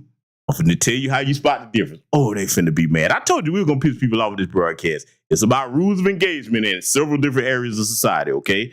So bear with me. This is how you can tell the chicks in Atlanta that even if they in a nice car, they broke. If you say, hey, look, you know what I'm saying? You got your whip, I got mine. Hey, let's kind of hang out, man. Go here or there. They got to have that car back to the person that it actually belonged to. It's not theirs. And they're going to always seem like they uneasy or agitated, checking their phone, this, that, the third, because they know that, hey, you driving somebody else's car. It ain't yours. A chick that's got her paper straight, hey, she's relaxed. I'm talking about, man, cool in the game, man. I'm talking about whatever you up for, as long as you don't nothing crazy, she on the same thing, all right? So that's a couple of secrets about how you can tell them broke chicks, if you know what I'm saying, even if they have a nice car. And then just look for telltale signs because, see, watch this. I got to go here. I'm sorry, but I got to tell the truth. The other way that you can tell a chick that's really a classy chick that's got bread down here as far as her vehicle, if you look at her whip, that shit is clean, organized, and it smells very nice. Broke chick, even with a nice car, it's got plates in the back. Okay, it's smelling like hot Cheetos, feet, weed, ass. I mean, whoever car she borrowed, she done fucked it up, and she knows she got to go clean it up before she bring back to him. So I just want to go ahead and give y'all the truth. That's something you're going to give for somebody to live here. Let's get back to it. And that's y'all fault for doing that, some of you men. But to y'all who got some common sense, some of you, the first time, oh, can I have $200 for some nails? And you just barely talking to her like 3 weeks, 4 weeks? Man, let's cut that out. Say, nah, I don't have it. And you could be sitting on money. Listen, this thing, fellas. You do better taking that $200 and investing it in something. Saving it, investing it, whatever. Bingo. I'm so glad Phil said that. He's absolutely correct because you will at least get a return on investment if you invest that money. See, when you put that money into them chicks like that, ask yourself this question. What you going to get back out of that? And see, let me tell you my other rule of thumb too. Brother Phil was like, tell a man got it. No, let me tell you something about me. How many of y'all, watch this, I'm going to make y'all laugh because I see I got you giggling. I want you to be in a good mood while we teach this lesson. Where are my people in here that remember the cartoon DuckTales? You remember that cartoon? Y'all remember that? Give me a thumbs up or show of hands or something. How many of y'all remember the cartoon DuckTales? Oh, I'm going so you're like, GBS, what DuckTales got to do with it? Just bear with me. How many of y'all remember that cartoon? Y'all remember DuckTales? Let me see. Who in my chat room remember that? I see Daryl. He said he remember Project Leroy. Anybody else here remember that? Prince of Paraphernalia. What's going on? He remember Bruce. He remember Silver Scales. Okay. All right. So y'all somewhat remember. Well, how many of y'all remember the character Scrooge McDuck? I'm going to confess something. That's what I'm like. I'm like Scrooge McDuck. I ain't going to tell you I ain't got it. Oh, I'm going to tell you I got it. But what's going to follow next is you ain't getting it. Nope. Because one thing that I cannot stand, I'll tell you something about your brother. I can't stand women that don't respect the dollar. I can't stand women that don't respect what it took to make money, whether it's on the man's end or their own end. Because see, that being broke thing, that's all about your mindset and how you think. And see, the bobblehead dog chick, they will spend all that money from these goofy simps and tricks that will give it to them on trying to look a certain way instead of focusing on being a certain way. I'm going to say it again. They will spend that money that they get. At least if you're going to have dudes tricking, do something smart with the money. As soon as they get money in their hand, they piss it away on frivolous stuff like nails and trying to get designer bags and spending money on everything except for something that make money, okay? To try to look like something they're not. And then they know they're trash because, see, let me tell you something. Like I just gave you some of the differences between women down here in Atlanta that's got their paper straight versus the ones that don't. They can't fit the demeanor. They can't. Even if you manage to copy their look down to the 10, they never can. Because let me tell you something, man. If you want to see some women that get decked out down here as far as classy, the women that I'm talking about, oh, brother. Man, look here. There's a reason why a lot of dudes come down here and don't ever go back home, okay? All the stuff that people have to say, there's a reason why some people like, yeah, I ain't coming back, bro. She can cook too. Oh, no, I'm good. So even if they try to wear the uniform, they don't have the skills. And see, here's the number one thing. I ought not to say this, but since I'm telling it, I may as well tell it all.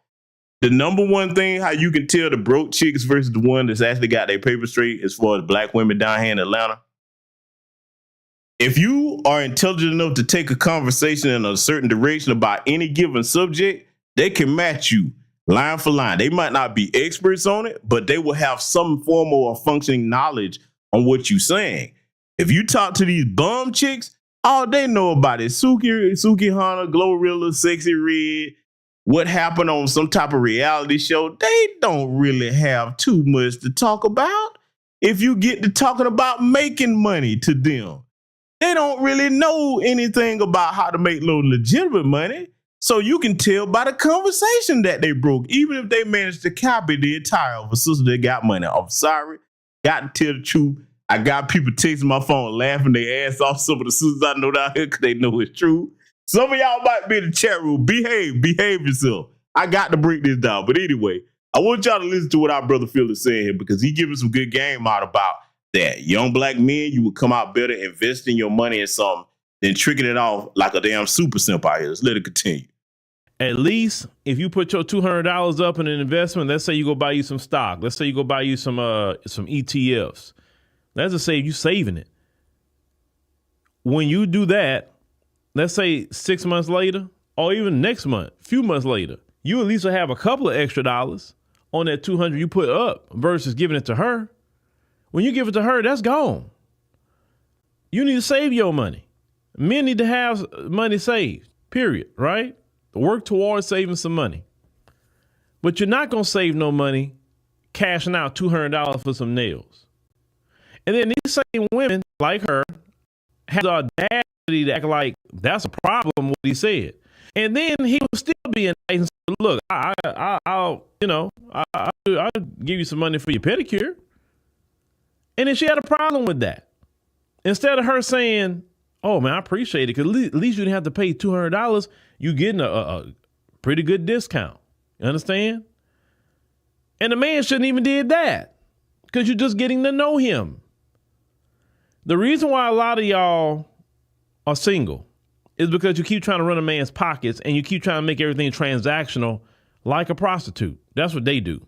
Everything's transactional with them. Hey, you give me money, I give you this. That's known up front. Right?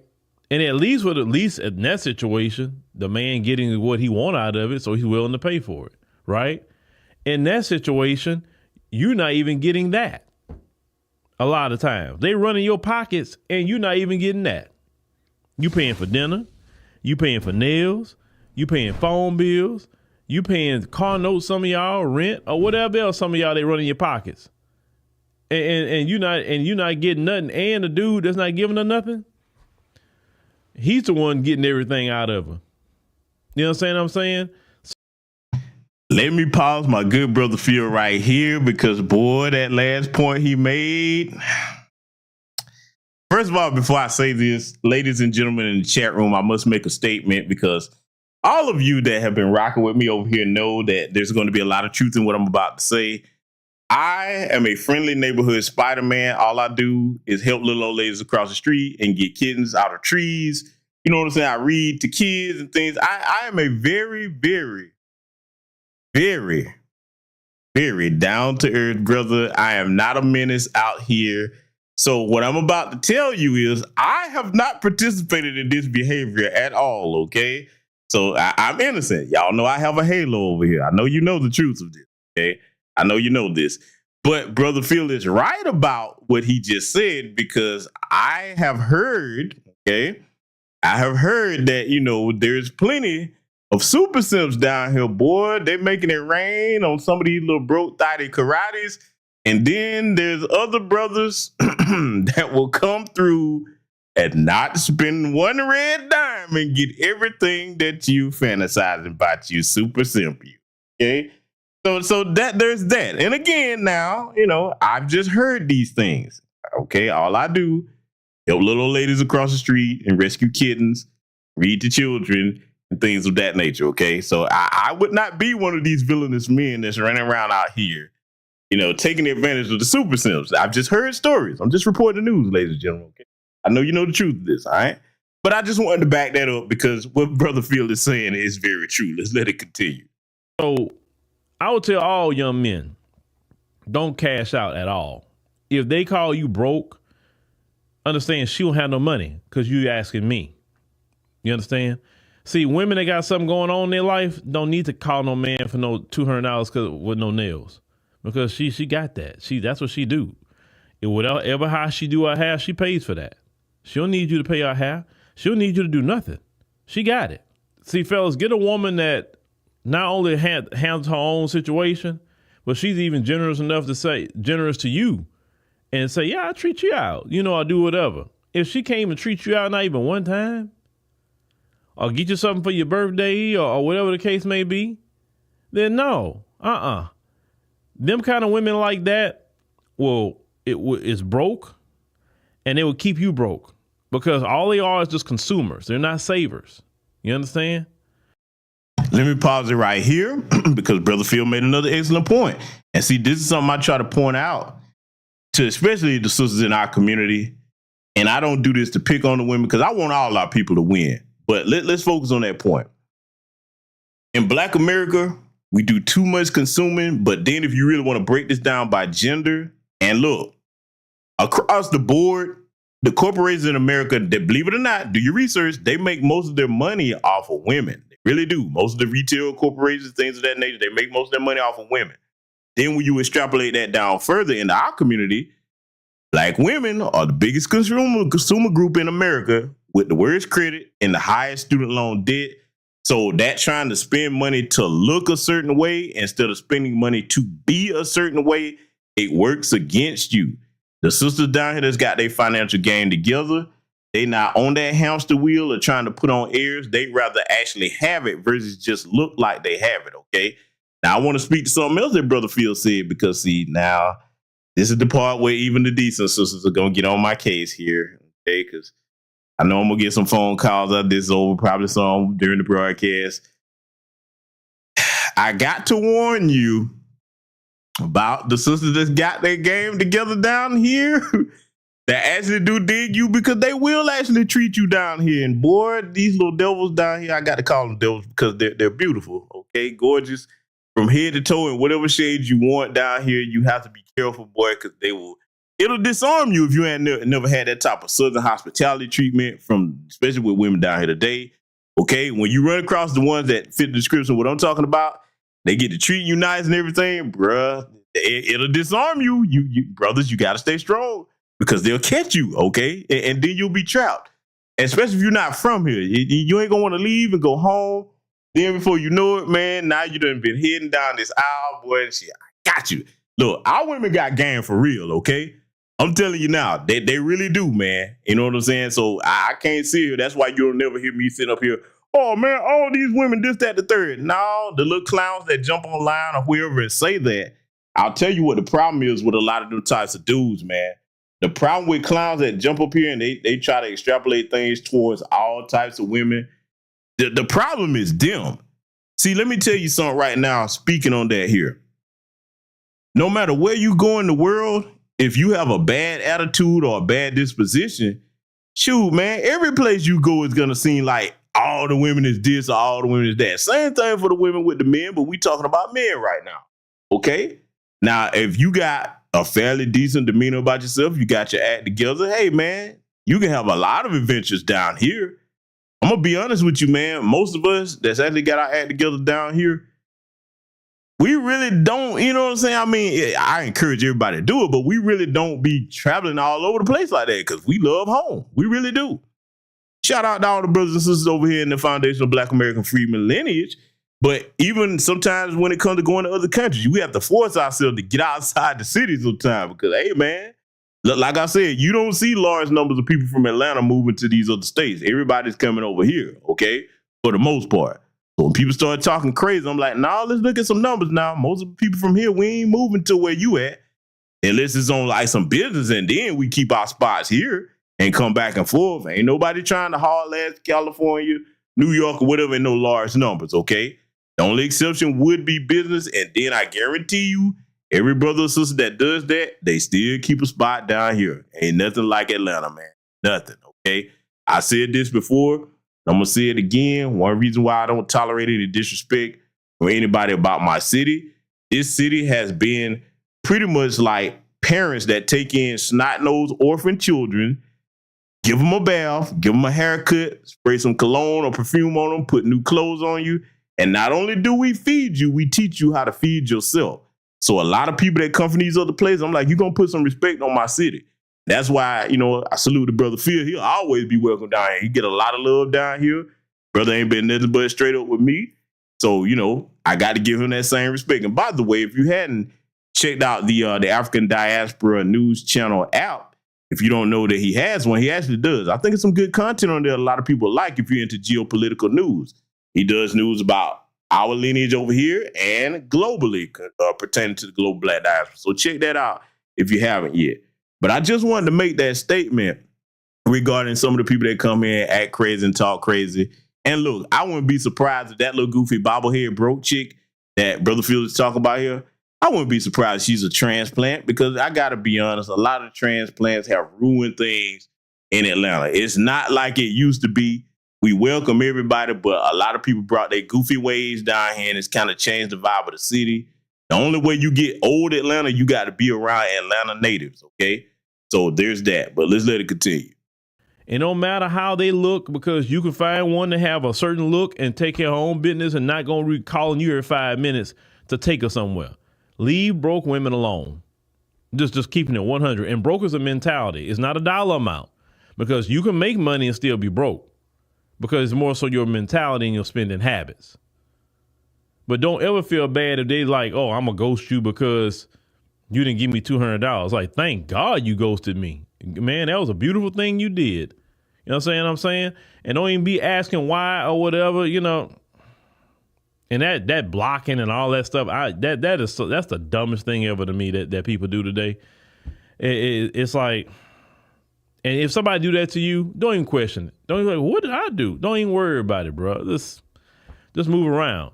And if that woman try to call you later or whatever, and say, hey, you say, well, hold on, I thought you blocked me.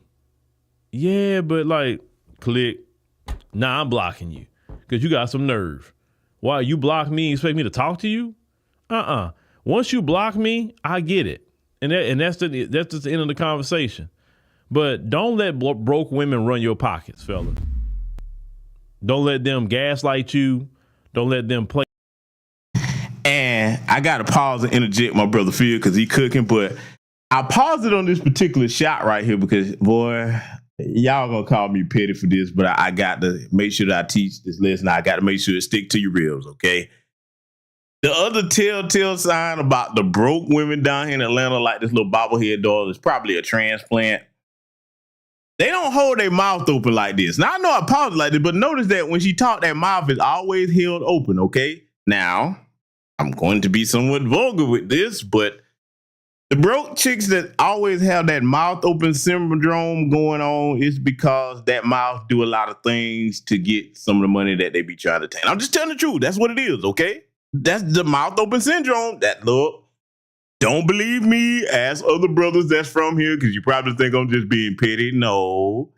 That what that mouth do syndrome, that's a part of it. You always got stuff in your mouth, it tend to not be able to close. So I just had to throw it in there. Let's let it continue. This manipulation on you, oh, cause you broke, you this and that and the third. Because let me tell you something, women that got something don't need nothing from you. Always remember that. So there's a sister that's...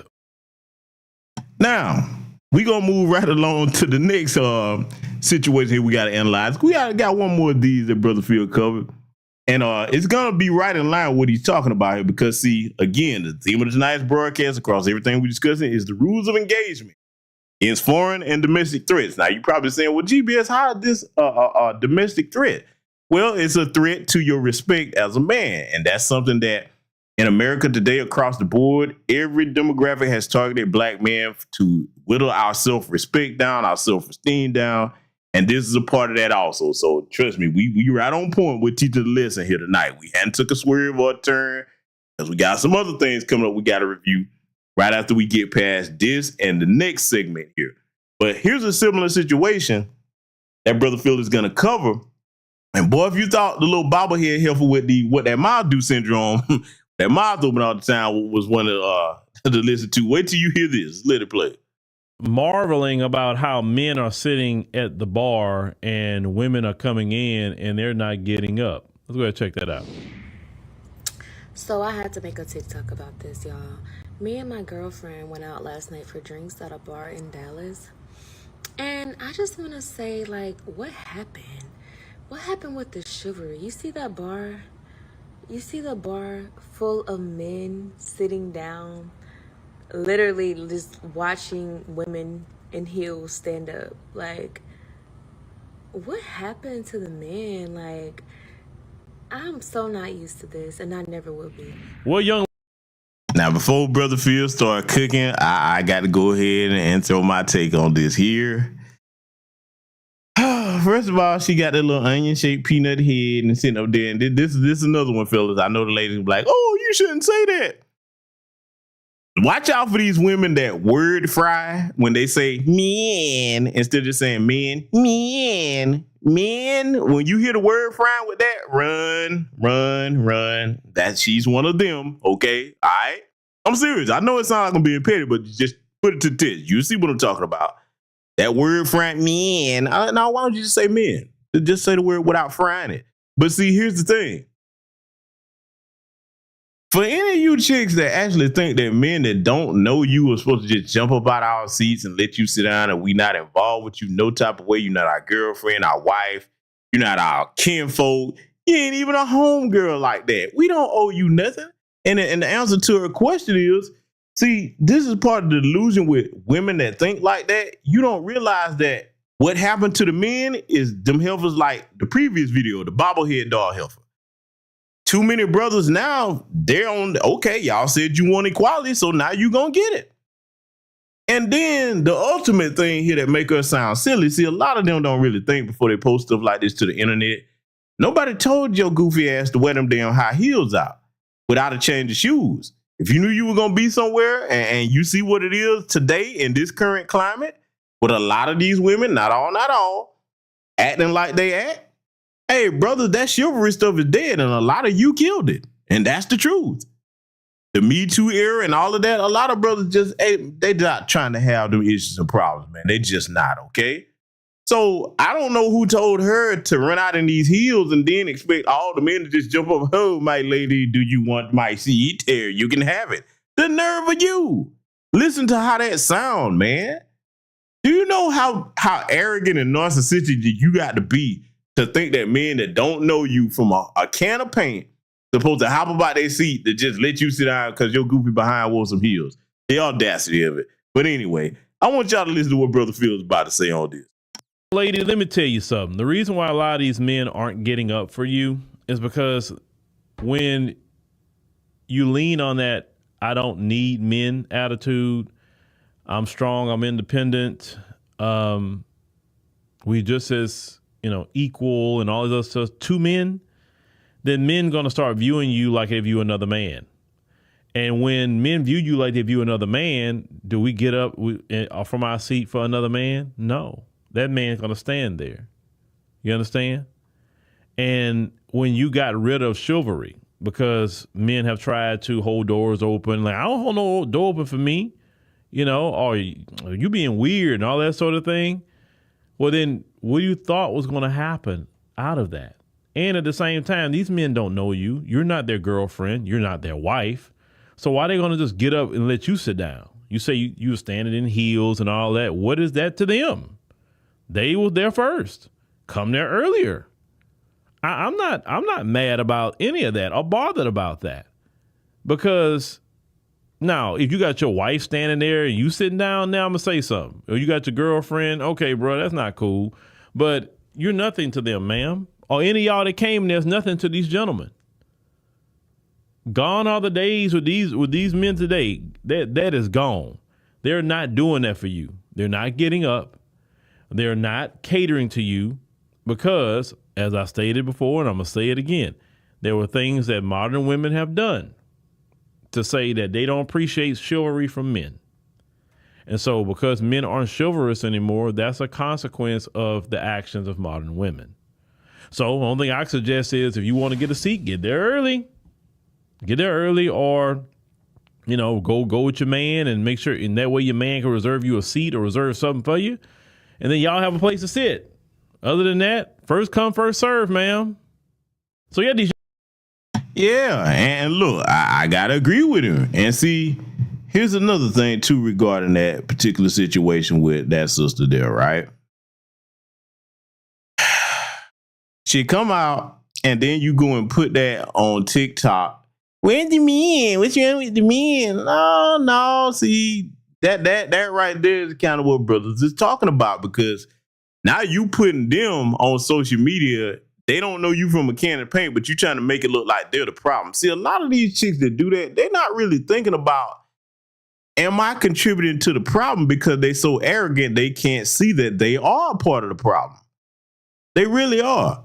And look, I agree with what Brother Phil was saying. Now, that's your girlfriend, your wife, whatever. Okay, bro, you wrong for that. But now outside of that, nah. But see, I will say this, though, for the sisters down here, and I know a lot of you brothers that's not from Georgia or wasn't raised here or never visited for no long period of time to see it, this is going to shock a lot of y'all. But I got to tell the truth. There are actually women down here that'll hold the door open for men. I mean, it's just a courtesy thing down here in the South. They're like, hey, okay, see you coming in. All right, brother, And we don't even think nothing of it down here. I mean, we do still have that intact somewhat down here. You know what I'm saying? Because see, again, when a lot of brothers come down here, I'm not saying that this is a perfect place down here, but it's a few women down here that still got some sense, okay? Because see, like, let me tell you something. Given the women that's got some sense, especially down here in Georgia, I can speak for my state. If you come down here and you a chick with that sedity attitude, that's what we call it down here, you're acting sedity, and you got your head up your behind and everything, the women down here gonna look at you like you a goofy, man. They ain't gonna co-sign that. Not the sisters that got their head on straight. They're like, okay, you're a weirdo. We don't do that down here. You know what I'm saying? Well, they ain't running around here trying to antagonize men that hadn't done nothing to them. If anything, when brothers and sisters down here in the South get together, man, we trying to have a good time, man. Life is already hard enough for black folks in America as it is. So when we come together down here, it's about having a good time. We don't like nobody killing the vibe down here with that goofiness. So a lot of times when you hear people say they come from other places, oh, I couldn't connect with the people. It's, yeah, because you brought your little fucked up ways down here, okay? So I just wanted to square that up. But see, we got one more situation to review here, ladies and gentlemen, because we're talking about these rules of engagement in different areas of threats to Black America, foreign and domestic. And this happens to deal with the respect issue as regarding in the dating market, okay? So I want y'all to check out what Brother Phil had to say here about this next situation. Young ladies in DC, running around, talking about dating and men. And the men in DC actually have a pretty good thing they're doing in the area why they're not trying to pay for no drinks. It's a good method they're doing. I want you to listen to what they say their method is. But once again, this is another one that wants these men that she don't even know to be cashing out. Let's go ahead and roll that. Dating in DC is trash. I'm going to tell you why. Go ahead, Allie. All right, so we went out to 4 different bars yesterday. Yeah, like lounges, they're all upscale. All upscale. Let me tell you something right now. Remember what I just told you about the broke women down here in Atlanta? Now, that broke mentality is all over the country. So I want to teach you young dudes something. Because all the women in here know it right. Notice and the sisters are free to chat and comment over here. But notice you don't see a whole bunch of sisters, you know what I'm saying, giving me grief about what I'm saying because they know I'm telling the truth. Because I'll say this, most of the sisters over here, they're very classy and they got businesses that they own, high profile professions. I mean, I know some of you ain't gonna put your business out there. So that's really why you don't see a lot of foolishness in my chat when I go in on stuff like this. But see, I want you to look at this little heifer right here. She's broke. And I'm gonna tell you right now how I know it. She got the broke look. She looks scruffy. Look like, you know what I'm saying? Yeah, I ain't gonna even say that. I'm gonna leave this family friendly broadcast. If was something else I could say, if I was on Patreon, I'll say it. I'm gonna leave that part alone. I'll say this though. I can tell that she's broke because listen to what she said. We went to like 4 or 5 different bars, upscale too. Okay, now that costs money. And you ain't got it like that. And I'm going to be able to tell that she ain't got it like that because I want you to listen to what she's about to say next. Let me tell y'all something, man. Brothers, that broke chick stuff, that ain't cute to me, man. I'm going to be honest with you, dog. I still look at you like you a kid. I do. I can't even take a broke chick serious, man, with this type of mentality that she's about to display. Now, mark my words. Everything that I said is going to be true because listen to what she's going to say next. I guarantee you this ain't nothing but another bobblehead bomb. Let's let it continue. All at really high-end hotels. Mm-hmm. And one thing that we observed is that men want to approach you. They will approach you. They were going to approach you. After you pay your tab. Yeah. It's a weird dating culture here. This is not like in New York. It's not like in Miami. Oh my God, and she got that little annoying Chippendale mouse voice. Oh my God, I hate that, man. She kind of looked like a little mouse too. But see, how is it weird when you all run around talking about boss chicks, alpha females, this, that, the third? You know what boss chicks and alpha females do? They pay their own fucking tabs. That's what they do. Oh my God, look. And I know some of these dudes be like, well, she kind of cute. Man, dude, if you still judging the women that you choose to give your company to and share your time with based off their looks alone, you haven't graduated to manhood yet because something like this would be completely useless to me. And that damn voice is annoying alone. That is annoying. Your mentality, you're running around trying to hang at upscale bars and hotels. You know what? I'm finna go here. I didn't say what I was going to say before, but I'm going to say this. Chicks like this that have this type of lifestyle, they really no different than lot lizards that hang around at truck stops. You just hanging at a different place. That's all you doing. Don't believe me? Just watch. Where if men see you, they're like, you're beautiful, can I get you a drink? Can I get you something? Right? It's over here that they want to make conversation. And I do think this is related to being a minority because we are not the beauty standard here. We are not the beauty standard. No. Not in DC. Not in DC. No. Anyway, let me not get inside. Go ahead, please. I ain't gonna let you tell that lie on the straight, DC brothers, because for those of you that don't know, they got a lot of sassy rainbow stuff going on in DC, stuff that you don't see in Atlanta, regardless of all the fairy tales that you hear about this place. Believe it or not, that's a small percentage of the people down here. They just exaggerate things. But I'm not going to let her tell that lie on the DC brothers because, see, this is what it is. She says, and watch this. See, I'm going to give this to you from a man's perspective. And I'm not even going to be mean about it. I'm just going to tell the truth. When you hear women talking about we're not the dating standard and we're not the beauty standard down here where we at, no, baby. No, because you're trying to imply that black men are not into you. No, your attitude isn't what they're into. So you basically invisible to men that actually got their stuff together and that know they don't have to put up with that. They walk right past you. Hey, how you doing? Can we? No, ma'am. I can't do that. I got to stay in my lane. You not in my lane. I ain't really got to explain any further. You're just going to get mad. That's what them brothers are on, okay? Because, see, let's just be real. Who want to hang with this? I'm talking to my mature brothers.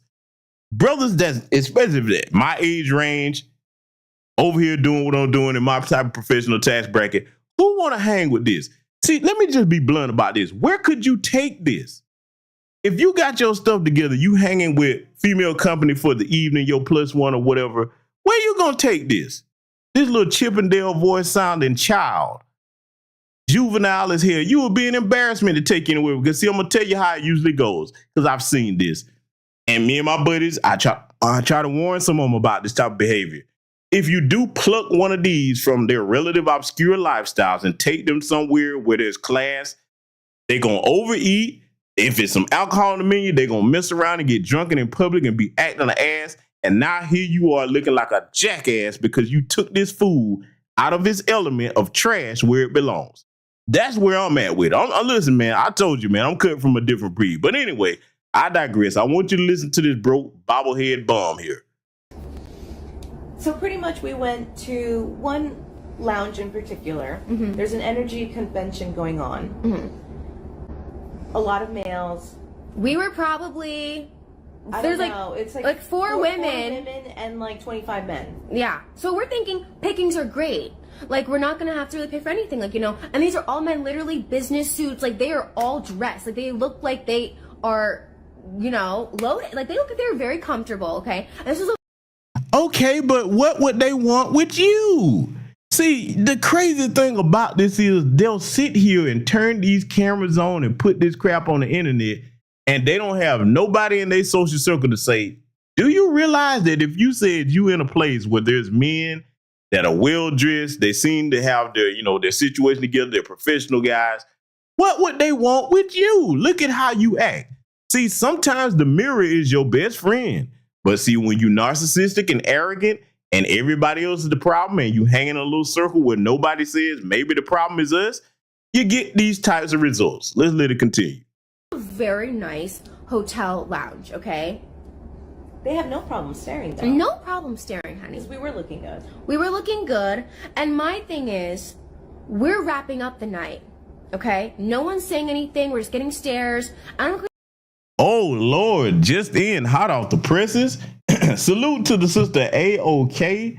She says she thinks the chick up here that's talking, she used to be a nanny to be one, and she thinks her demographic is white men. Oh, Lord, that explains a lot because she's talking like she has the soul sucked right out of her with a little goofy manners. It makes a lot of sense. Hey, that's probably true, sister. Thanks for the information.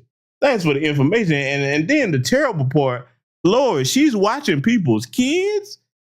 Family, let me tell y'all something. I get it.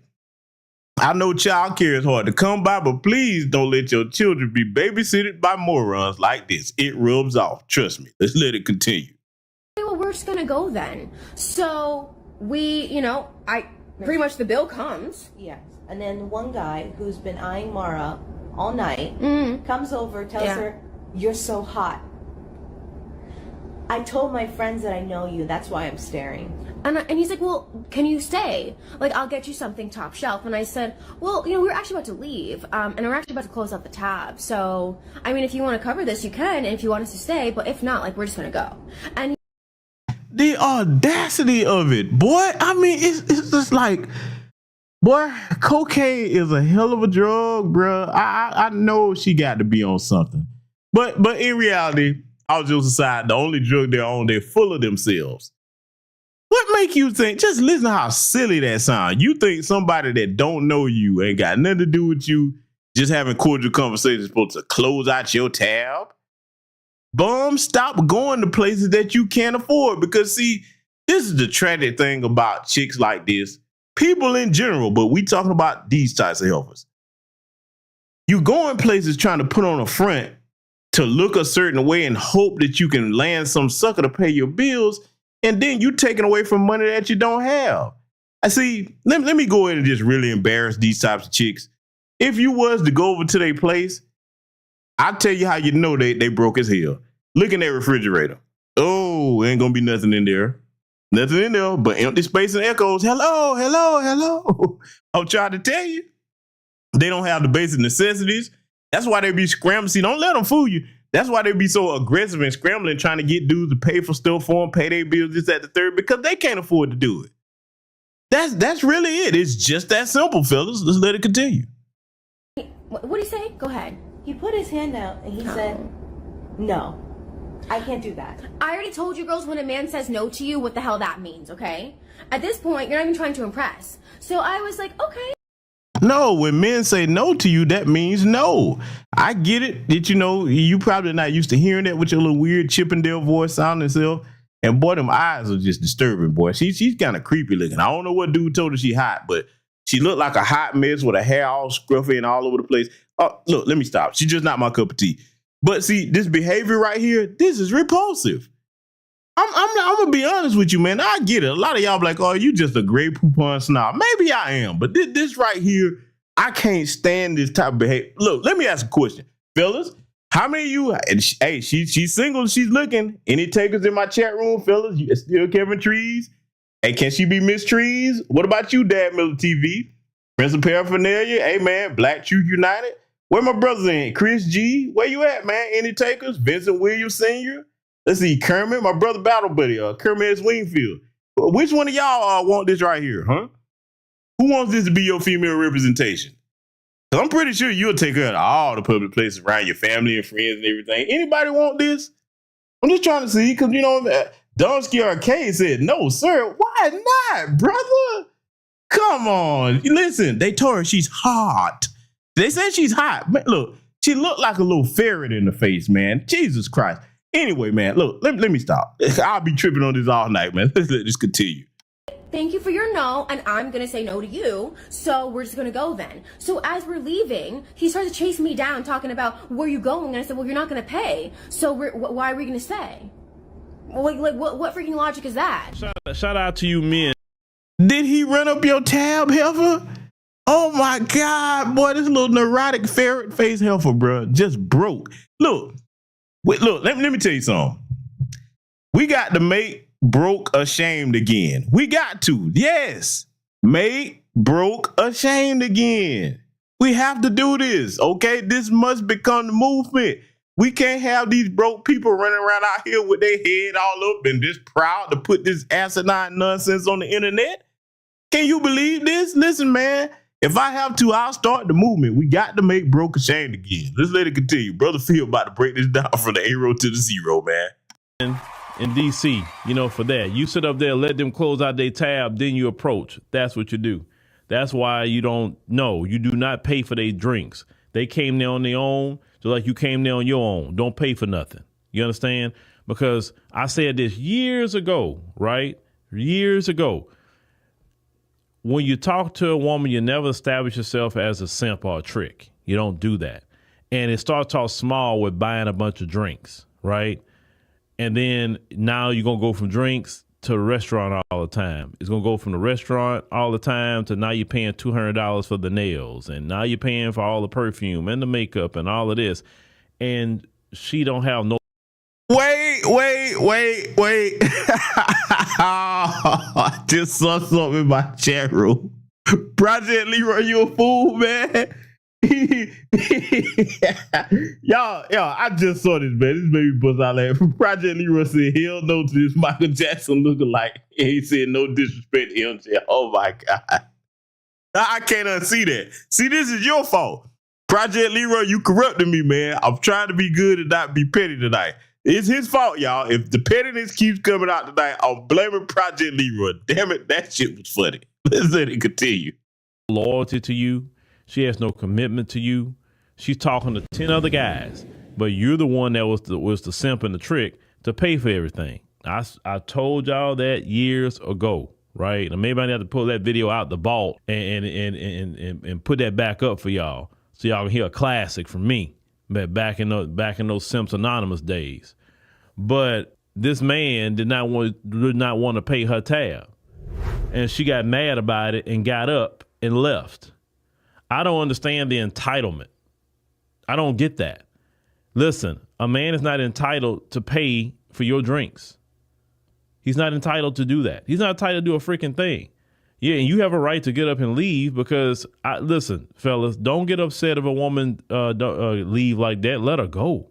Once again, that's a woman with a broke mentality. And see, speaking of broke mentality, imagine somebody getting mad at you about what you do with your money and trying to gaslight you if you wrong. It's always been very funny to me. I mean, it's always been very. I'm like, what make you think you entitled to anything that's in my pocket? No, we in the age of equality, baby. You know what I'm saying? Now I'll tell you what we can do. You can come sit down, we can have a conversation. I can teach your broke behind how to go actually make some legit money without jumping on OnlyFans. We can talk about that. You know what I'm saying? Now, maybe, after a few months pass, if you take my advice, you actually pull yourself up out of this broke, dusty, bubblehead bum mentality and this lifestyle that you live in, then maybe we can talk about being seen in public and hanging out. Because I'm going to tell you right now, man, conversation with these, you know what? I almost said something. I'm going to be nice. I'm going to refrain from saying this. I'll just say this. You bum chicks out here, man, there need to be laws created against you, man. You need to be reined in because it's out of control. It's out of control. Let's let it continue. Okay? I'm trying to teach you fellas something. The broke mentality with a woman will ruin you financially. Because if she can't show some adulthood to pay for her own drink, that she decides to go there and drink, right? You didn't invite her. Now, if you invited her for drinks, okay, you pay for it because you invited. If you invited her to dinner, then you pay for it, right? I agree with that 100%. Now, that's one thing I will do. If I invite you out somewhere, I would definitely pay for it. He's right about that. Now, that's common gentleman courtesy, okay? Thing is, though, you got to be worthy of being invited somewhere. You know what I'm saying? But like, if you do the inviting, you ask you're supposed to cover it then. And then let me make this statement.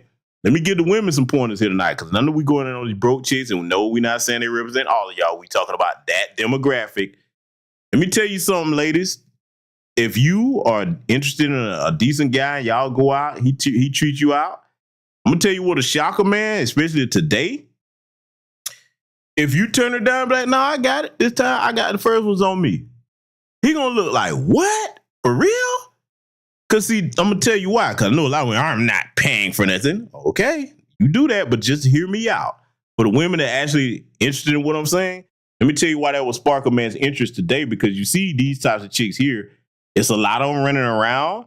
That will show a brother that you different, especially if you got it like that. It's showing him that you're not selfish. So, you know what I'm saying? Now, most men would be like, nah, man, I invited y'all. I still got it. But even if you made the offer or actually did it, or let's just say he paid, you be like, hey, check this out. I enjoyed our time we spent together. What have you? The next one's on me. I got you. Now you know you off the building something with somebody. So I'm just giving you some game here for those of you that's actually out here looking for decent guys. You got to stand out. You can't be like these bum bobblehead dolls here that we've been reviewing tonight. Let's let it continue. Because you invited. You don't even know this woman from a can of paint. You understand? And she expects you to pay for her drink and her friend drink. No, you're not worth all that. Money is hard to come by, okay? And easy to lose. So since that, you have to spend your money accordingly. Now, if you choose to go spend money on a drink, that's what you chose to do. That's your money. But just because you're interested in this woman, you don't know her from a can of paint, you're not obligated to pay for anything. You're not. And once again, if a woman act like that, walk off. Because women that got themselves together, they don't need you to pay for no drinks. They got it. Trust me, they got it. They got it. And they're not going to ask you. Now, not to say you can't do nothing nice for them. Even if you choose to do something, let them not ask. Let them not imply. Let them not low-key suggest. No. If you want to do something out of goodness of your heart, then you do it. Don't. Now, let me add this onto what he's saying, because Brother Phil ain't speaking nothing but the truth here. I'm going to add this to what he's saying. Not only do you, if you're going to do something without her asking or hinting, let me tell you what you pay attention to after you do that, if you decide to. Pay attention to how she responded to that and if she appreciated it or not. Huh? That's what you do, because, see, that's the litmus test right there. I'm going to tell you like the Bible say. He who is not appreciative or responsible with the least of things, you're not worthy of the greatest of things. So see, ladies, I'm gonna tell you something. The brothers that are decent out here, that's got some standards, you work your way up to where you are in our lives by phases. We paying attention to that attitude and how you appreciate even the smallest gestures that we do for you. Because see, today, with where we are, with just how people are so inconsiderate with the economy, a whole bunch of other different factors, man, people don't have to do nothing for you. They don't owe you nothing. You know what I'm saying? So when somebody comes across you, you know what I'm saying, whether you a brother or a sister, and they're genuinely, kind towards you, or they're willing to do something for you, act like you got some sense, man. That is if you're looking to deal with somebody and see if you can build something with them. Now, if you just bopping and hopping around and you living a lifestyle that where you want to pretend to be something like you're not, like these bums we talking about, hey, by all means, disregard everything I said and keep doing what you're doing. You'll get exactly what you're looking for. If they ask, it's always a no, because the audacity of asking a stranger who you don't know, hey, could you pay for my drinks? Could you pay for my food? No. Never establish any kind of relationship with the simp trick mentality, because women in the end do not respect you. They do not respect a simp. They don't respect a trick. They don't. They respect men that are assertive, men that got their act together, and that's that. So no, the man said the right thing. He did. I don't think he should have chased her. If she wanted to leave, then hey, have a nice day, ma'am, and let her move around. It's just that simple. Don't y'all pay for nothing. The economy is way too bad to be wasting some money on some alcohol. Listen, I'm the type, I don't drink anyway, right? And I've seen the prices of the liquor in the bars and wherever yet, and I'm like, this is crazy. The only time I've ever said, hey, man, the prices are great to drink is when I'm overseas. Like, I think last time I was in South Africa, you look at the drinks, man, you could order drinks all freaking day. In a place like South Africa, you can get 2 drinks for the price, well, I can say maybe 3 drinks for the price of 1 over here in America. He's not exaggerating about that. He's telling the truth. I've been down there before. He is telling the what. Look, let me tell you something. In some spots, you can get 5 drinks for the price of 1 here in America. I'm telling you now, the exchange rate of currency is very different when you travel to different regions of the world. So I can verify and back him up on that. He's telling the truth. But I'm going to tell you something right now, man. I'm going to tell you how petty I am, right? Project Leroy, this your fault because you started this. We're going to blame it all on you tonight. Man, like you said, if they get mad, they want to leave. You not going to pay for my tab that I ran. I'm leaving. I'm so petty. Well, I'm like, whoa, baby, wait. Before you get ready to take off and run for the hills, let me set my stopwatch and time how fast it take you to get from this bar stool to that door. Because I want to make sure that you still in shape. I'll be cheering on. Yes, go. You can do it. I'm like, yeah, get the fact. Man, I'm trying to tell you, I'm silly like that. Hey, man, you come at me with some nonsense, I'm going to give you nonsense back, all right? Because, I'll be laughing so hard, man, I wouldn't even be able to get that out. But that's what I would want to do if I could stop laughing at the little ferret-faced clown that he was reviewing. Talking about, man, closing out your tab, man. I told you, Project Leroy, this is your fault, man. Yeah, look, brothers, before I let Brother Phil finish there, okay?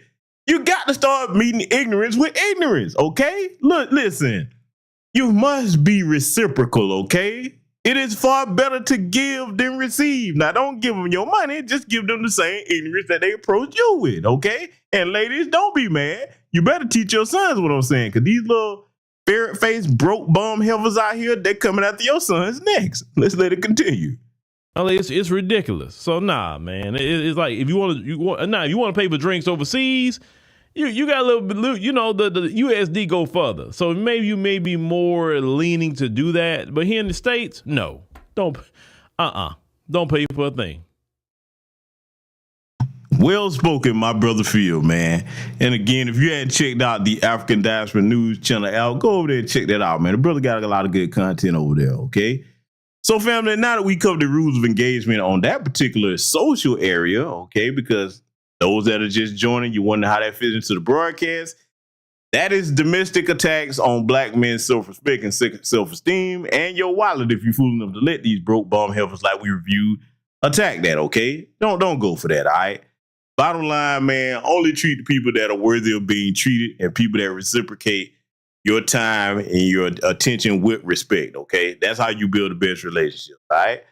But now, ladies and gentlemen, we have to deal with the next part here that we got to talk about some rules of engagement, because now we're going to take a trip over to, Club Shay Shay and No Diddy. All right. That's what he calls the podcast. For those of you that don't know, if you're under rock somewhere, you don't know about Shannon Shaw's podcast. It's called Club Shay Shay.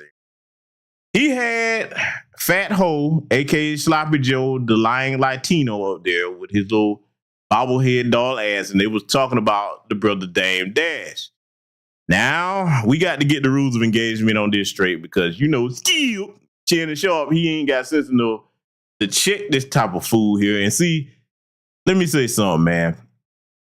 You folks in the Hispanic community, y'all better get these Latinos amongst you. Yes, I coined that term because they always lying.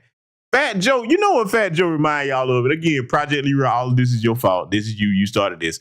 Listen, man, Fat Joe, tell me this. You ain't gonna never see him the same again. How many of y'all familiar with Family Guy? Huh? How many of y'all familiar with Family Guy? I need to ask that. Is there anybody in here that's familiar with the cartoon show Family Guy? Anybody? Y'all familiar with that?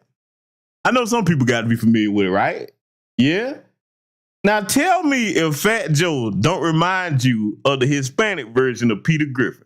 You ain't gonna never unsee it now, okay? With the way he act and everything. Always lying, making up stuff. I mean, the way he talked, boy, he had like, boy, this is the funny thing about him and others like him in the Latino community, okay? Because the ones that do tell these lies, you're Latinos. I'm gonna call you what you are. They always have these fabrication stories trying to make themselves out to be more important than they are, especially around their people. Then when you go around other folks, you be like, man, none of that happened. What are you talking about? You ain't got a lie to kick it, man. But see, we gonna deal with a couple of these things that he said here because you know I stay getting on Sloppy Joe when he rear his little no neck having ass to come up and speak on our affairs. Cause I'm just gonna be blunt with it. He don't belong in our culture, okay? Now, you can't stop people from trying to emulate us, but he should never get any respect. And that's one thing I will say about the South. We don't rock with no Fat Joe down here, bro.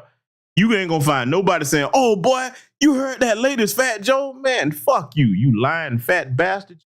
But I want y'all to listen to what he was talking to Shannon here about, because the rules of engagement for this, we got to start checking these people that are guests in the culture that really don't belong in it, about speaking on our affairs and getting too familiar with folks, man. I said it at the beginning of the broadcast. You teach people how to treat you, and this is going to be a good example of that. We're going to examine this. I'll stop it where need be. Dame Dash was taking shots at you. He was one of the most powerful guys in the position. He was with whole Rockefeller. Yeah. And I had him on my show, and he didn't really want to talk about anything, but occasionally he'll go on his IG live and say this, this, and this. What's the issue? What's going on with Dame? I don't have no issue with Dame Dash. I went back to the video. That's why I stopped doing my lives. I went back to see, did I diss him? I didn't diss him. And he took something I had said prior and just accepted that. Mm-hmm. And he said that I said he was delusional. I did not say he was delusional. I just said, I used an example where Jay-Z said in the record, if you made Hove, go make another Hove. Right. And I ain't seen nobody make another Hove, right? Now, Dame Dash, he's in a point of his life. It's very sad to see what's going on with Dame Dash, right? But sometimes you so smart that you stand in the way of yourself and you block your own blessings. And you just going and he responded to me. So he know what time. Damon Dash, you know what time it is. Let me pause this fat Latino bastard right here. Let me get something straight. Let me talk to my fellow foundational Black American freedmen men about this particular problem. Because I got to lay this back at our doorstep. You got too many brothers that's in our collective that will let these types of culture vulture, disrespectful bastards in. First and foremost, yes, we all know about Dame Dash's financial situation. This is why I spoke on what I spoke on earlier in the broadcast about us maintaining ownership of things and being very intelligent stewards of our finances so we don't end up in situations like that. Okay, for those of you that don't know, I'll let you do your research on that. But regardless of whatever financial situation Dame Dash is in, I'm going to tell you the part that I don't like. Anytime I got an issue or problem with somebody that's in the community, especially of our lineage, that's something else we got to discuss too, lineage specific. We don't need no outsiders chiming in, bruh. Fat Joe, you not one of us. Ain't nothing black about you. One of your parents is Cuban, the other is Puerto Rican. Remember, for the longest, he was lying, trying to say he was half black. No, you're not. And I don't want to hear that stuff about, well, Puerto Ricans are black too. Them people don't identify as that today. You go to Puerto Rico down there right now, the greater majority, 78% of them identify as white. Don't believe me? Go and look it up for yourself, okay? Don't get me started on some of these Cubans, all right? Don't get me started. And I don't want to hear that crap about he grew up in the Bronx. See, that's another thing. They all keep thinking because they grew up somewhere or they went to a HBCU, that's some type of free pass into black culture, and that means that you allowed or have permission to stick your nose in our affairs. We got to clean that up, brothers, okay? I ain't even addressing the sisters on that. That's got to start with the men. We're the ones that set the standard and say, no further shall you pass. And on top of that, we're going to have to start throwing some things out of our cultural gate. And this fat Latino bastard is one of them.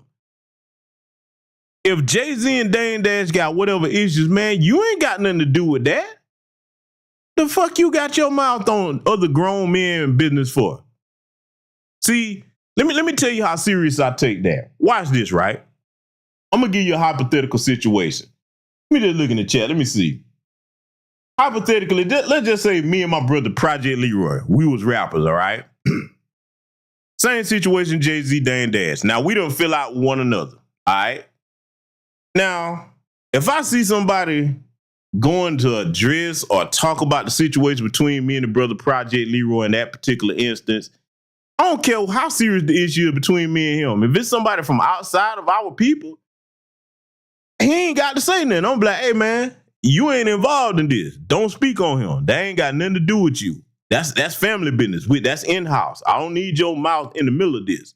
See, that's what I really miss about coming up in the early 90s. Gen X didn't play that shit. We really didn't. All that you jumping in the middle of our stuff and you ain't a part of our community, oh, we shut that down quick down here in the South. Now, I know it's different in other parts of the country, but man, boy, you caught issues down here trying that with us. We kept people in their place. That's back during the time period when a lot of y'all probably don't remember this if you're a younger person. But there used to be an old phrase saying it's a black thing you just wouldn't understand. That actually had some meaning to it back then because our folks weren't running around trying to tell these people every and anything about our culture. The problem came in when a lot of celebrity class started letting these folks in that didn't belong. You had a few that was cool here or there that respect the culture, but then you start getting your culture vultures coming in, your Eminems, your Fat Joes, Kid Rock, so on and so forth, man. And now you see how they call themselves trying to act. Brothers, we not only going to have to close that culture gate, we're going to have to drag some stuff out and throw it out. And what I mean by that is, even if you call yourself emulating what we do, we don't give you any respect, no honor, no nothing. We don't support none of your shows, no nothing. We let you know that, okay, you going to go cosplay, but you're not going to get any acknowledgement in our community. That's how you shut that crap down. You have to make it known that, hey, you out of pocket. Because if anybody think what I'm saying is harsh, they'll be quick to do that if one of us, think about it, if two Hispanic rappers or entertainers had a beef and Dame Dash or any black person jumped in the middle of that, they'll be like, hey, whoa, what you doing speaking on that? You not one of us. Hey, Holmes, this not your business, Holmes. You know what I'm saying? They be calling us all kinds of yates and everything else, man. So I'm just saying, man, you know, that's what I can't stand, and I get it. Shannon Shaw was interviewing him, and I understand why he had him on. I get the business aspect of it, but I just wish we got back to a point, or at least not us, because I don't do this crap. I wish some of the people that are more vocal in the public eye and on these networks and these platforms that have these large platforms, I wish they understood to represent our people in a better light than that, because you can't find the inverse of this in Hispanic society, Asian society, East Indian, Arab society, they don't tell all their business like that. They're not going to sit down with no Negro or Negress and talk about no personal beefs that's in-house. That's something we got to clean up from within. Let's let it continue. Don't. You know that, right? He could have just... No, but he just know the difference between me and him. Right. Let's be clear. Now, see, that's another thing I can't stand about Sloppy Joe. He always keep trying to come off of this tough guy. He know the difference between me and him. Let me tell you something. You running your mouths about Dame. Just because his money ain't what it used to be, that don't mean that brother don't still have respect out there in the streets in New York. I'm going to say this personally. All that little talk you doing talking about he know the difference between me and him, you know the difference between you and him. You know what time it really is. You don't have more pull than Dame Dash up there on the streets. No, you don't. You good at running your mouth and you fool white folks and some of your people that don't know no better. But see, a lot of them have had to learn that the hard way when they start stepping out of pocket. And see, the thing about the Fat Joe type of Latino, they love performing for the camera. Remember that lie he told about Kevin Durant talking about, this incident that happened at Rucker Park, then people that were there like, man, none of that happened. Oh, he had to run and get up out of there and all that. And then when the people that were there like, man, what are you talking about? And then the footage came out to show he was lying. That right there should have been the end of that alone. But see, you got some goofy people in our community that want to try to get in good with them. Let's just call it what it is. If you're a dude, you call yourself trying to hang around him so you can get some Latino taco snatch. That's what you're trying to get, okay? You Negroes are the worst, man. And I say the same thing for you women that do the same thing, okay? We got to clean that element out of our community, man. We got to be serious about cleaning our cultural house. People got to understand, just like it's boundaries when we come around they folks, it's boundaries when you come around us. But see, this is one of the problems with that whole slogan, hip-hop is for everybody. No, the fuck it's not. I was saying that back when people started that crap decades ago. No, this is us. Now, you can emulate and participate, but you don't come into our house. See, in case anybody don't get what I'm saying, let me give it to you this way.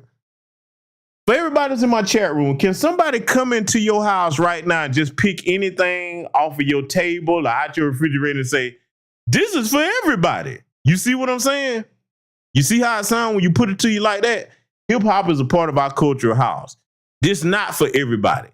We decide who gets to have what, okay? We used to know that once upon a time, so we're going to have to get back to that so that we can check these Latinos like Sloppy Joe. Let's let it continue.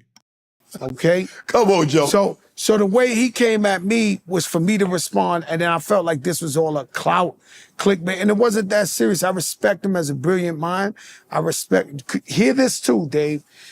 I respect him as a brilliant mind, somebody who contributed to hip-hop so much. And like I said, I'm in positivity.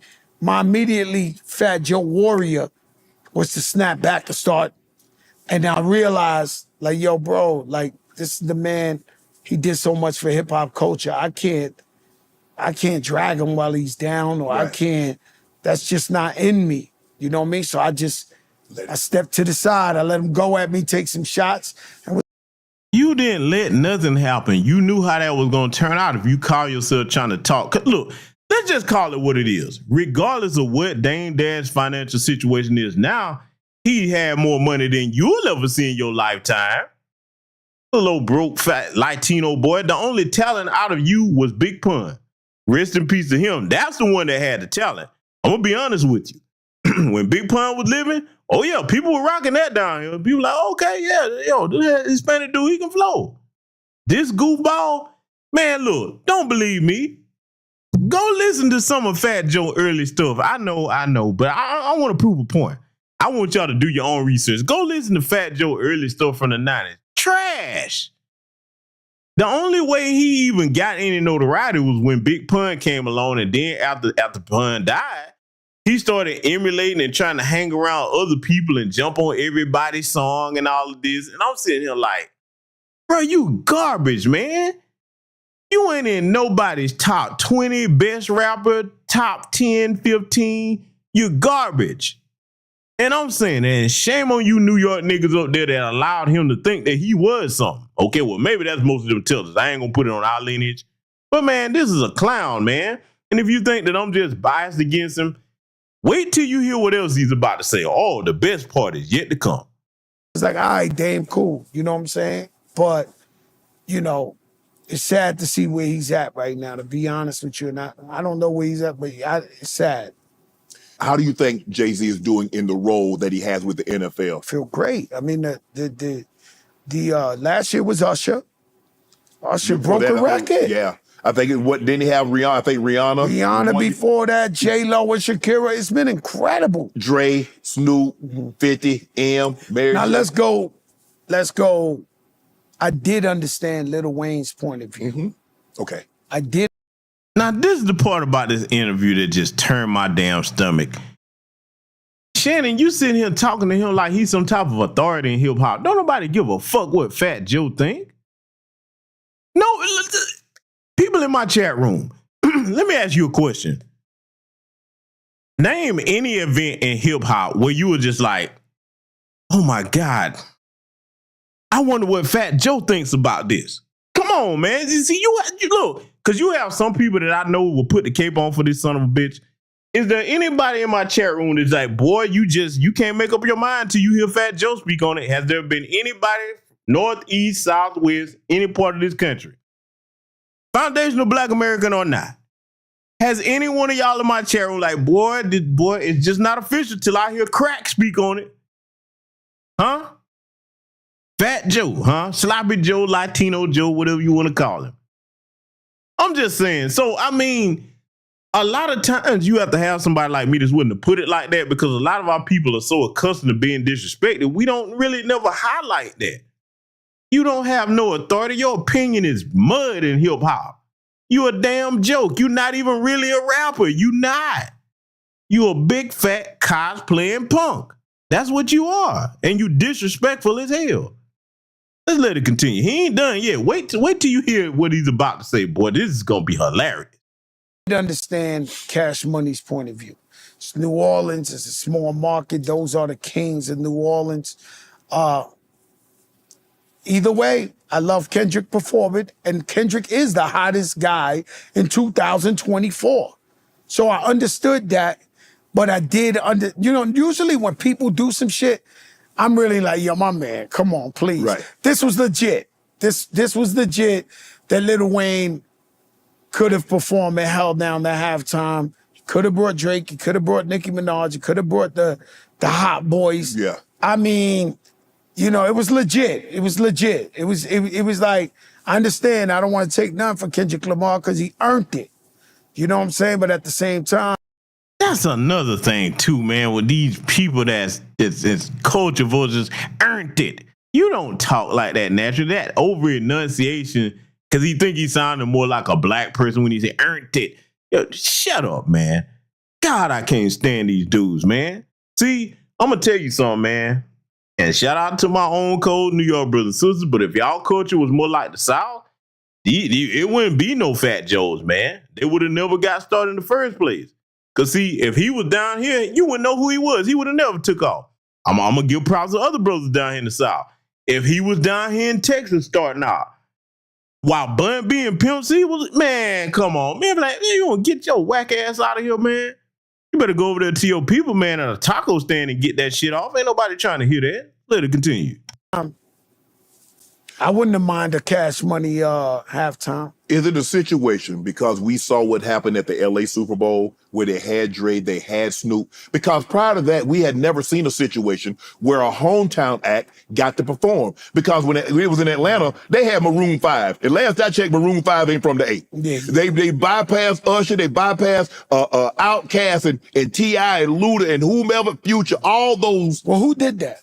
That was before Jay-Z. That was before Hov. Yeah, absolutely. You're absolutely right. But I'm saying, so I think that we thought that once Jay-Z got in there and they saw Dr. Dre and they saw Snoop at LA, they just automatically assume now if the Super Bowl's in somebody's hometown, they gonna get it. And it doesn't work like that. Does not. Does not. It's a lot of politics that go involved. Just like you. You from. Speaking of politics, being involved in politics with the Super Bowl thing, how many of y'all know that they don't pay the Super Bowl performers? Yeah, they don't pay them for them halftime shows. Their reward is exposure, air quotes. So the other thing about it, especially when, and let me tell you something while he was speaking on Atlanta, because Fat Joe don't know a damn thing about my city. If you want brothers like Outkast to perform, you gonna have to come with some type of bag. They don't do nothing for free. This is for no outsider. You hear me? Oh, it ain't gonna happen, player. I'm gonna tell you that. Neither one of them, Dre nor Big Boy. It ain't gonna happen. Most Atlanta brothers down here, nah, you want to cough up a bag now. You want them to hear the stage. They did that. And nope. I'm trying to tell you. Look, they'll show you better than I can tell you. So I just wanted to make that clear. But see, wait till you hear where Sloppy Joe's about to go. And then Shannon, the question he about to ask him, for those of you that really know where Shannon from, I guess Shannon is looking at how long he lived out there. I want y'all to see if you catch this. I'm going to address it after Sloppy Joe get going here. From L.A., right? You live in L.A. Yeah. Every 1 second is Kendrick Lamar on that radio. Yeah. The people who make decisions. Did y'all hear him ask Shannon Sharp where he from? Hey, talking about you from LA, and Shannon said, yeah. Shannon, you from Georgia, brother. What the fuck you mean? I guess he's looking at how long he's been out there now. You know what I'm saying? Maybe he's been out there long enough. You know, because look, I'm going to say this. If you from somewhere else, and then you start claiming another place, you got to be there at least 15, 20 years. So, you know, maybe he's been out there that long or what have you. But, you know, talking about, is he from LA? No, he's a Georgia boy. I hate to admit it, but he is. Okay, that's where he really from. But I digress. Wait till you see this whop of a lie that's about to come out of Sloppy Joe mouth here. Of the NFL live in LA, and they listening to that radio, and every 1 second is Kendrick Lamar. So they thinking that's all over America ringing off like that. And so they picked him. He's the biggest guy for 2024. I love it either way. Right. And who's to say that he doesn't bring out Lil Wayne? Who's to say they don't rock out like that? You know, and bring the Cash Money, or bring out Master No Limit Soldiers, or have some aspect of the New Orleans, because Mia X. I'm a big fan of New Orleans hip hop from day one. You know what I'm saying? Yeah. They helped this hip hop evolve. The Cash. Translation: I copy everything that I see them doing and try to put my little Latino spin on it. But I'm gonna tell you right now, a lot of us call them the first students of hip hop, but when you really look at like going down the line, all they do is steal things and then try to take credit for it, and then turn around and talk about we got that from us. I'll never forget the lie that Fat Joe told talking about, and the whole city laughed our asses off when we heard this shit. He tried to accuse young Dro. Y'all remember that show, that song Dro had called Shoulder Lean, man? He tried to accuse young Dro of getting that from the song Lean Back. What? Really? Let me put y'all up on something right now. Atlanta dudes don't copy no fucking body. I'm talking about Atlanta natives. I ain't talking about people that move here from somewhere else, okay? We got our own flavor and swag with everything. We don't copy nothing. For you to say that, man, boy, everybody and their mama was like, this fool, boy, you got to hope to a bad can of beans or something. Boy, that went straight to your head, boy. The nerve of this idiot, man. Let's let it continue. Money to No Limit, that, you know, they you know, New Orleans always been the shit in hip hop. You know what I'm saying? I mean, they could have. Would you have felt better if they'd have brought out the Neville brothers? If they'd have brought out Wynton and Brandon Marcellus? But I'm just saying. So I mean, Harry Connick Jr. They're native. God bless them. Maybe they could have played behind it. Now I would have respected it if Lil Wayne was performing and the Neville brothers are playing the music behind them. Right. That's inclusion. Right. But to hear that, I'd rather hear Kendrick Lamar or the Cash Money crew. Right. You mentioned earlier that when you get called to the yard, if you're in that situation, they call you to the yard. So in the situation where you got a mic battle going on, and somebody say, bring your mic to the studio, you got to go. Yes, sir. You said you didn't like that J. Cole didn't respond.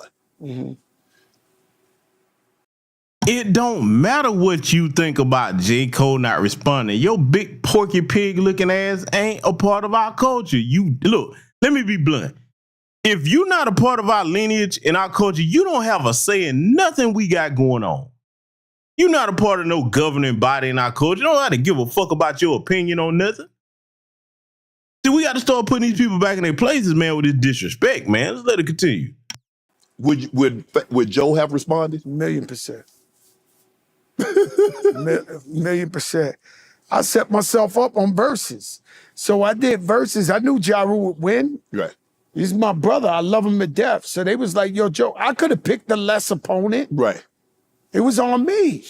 So they was like, yo, Joe, you super viral. We want you to do verses. Then they told me, yo, I know I negotiated a huge bag. Right. I'm going to be honest with you to do verses.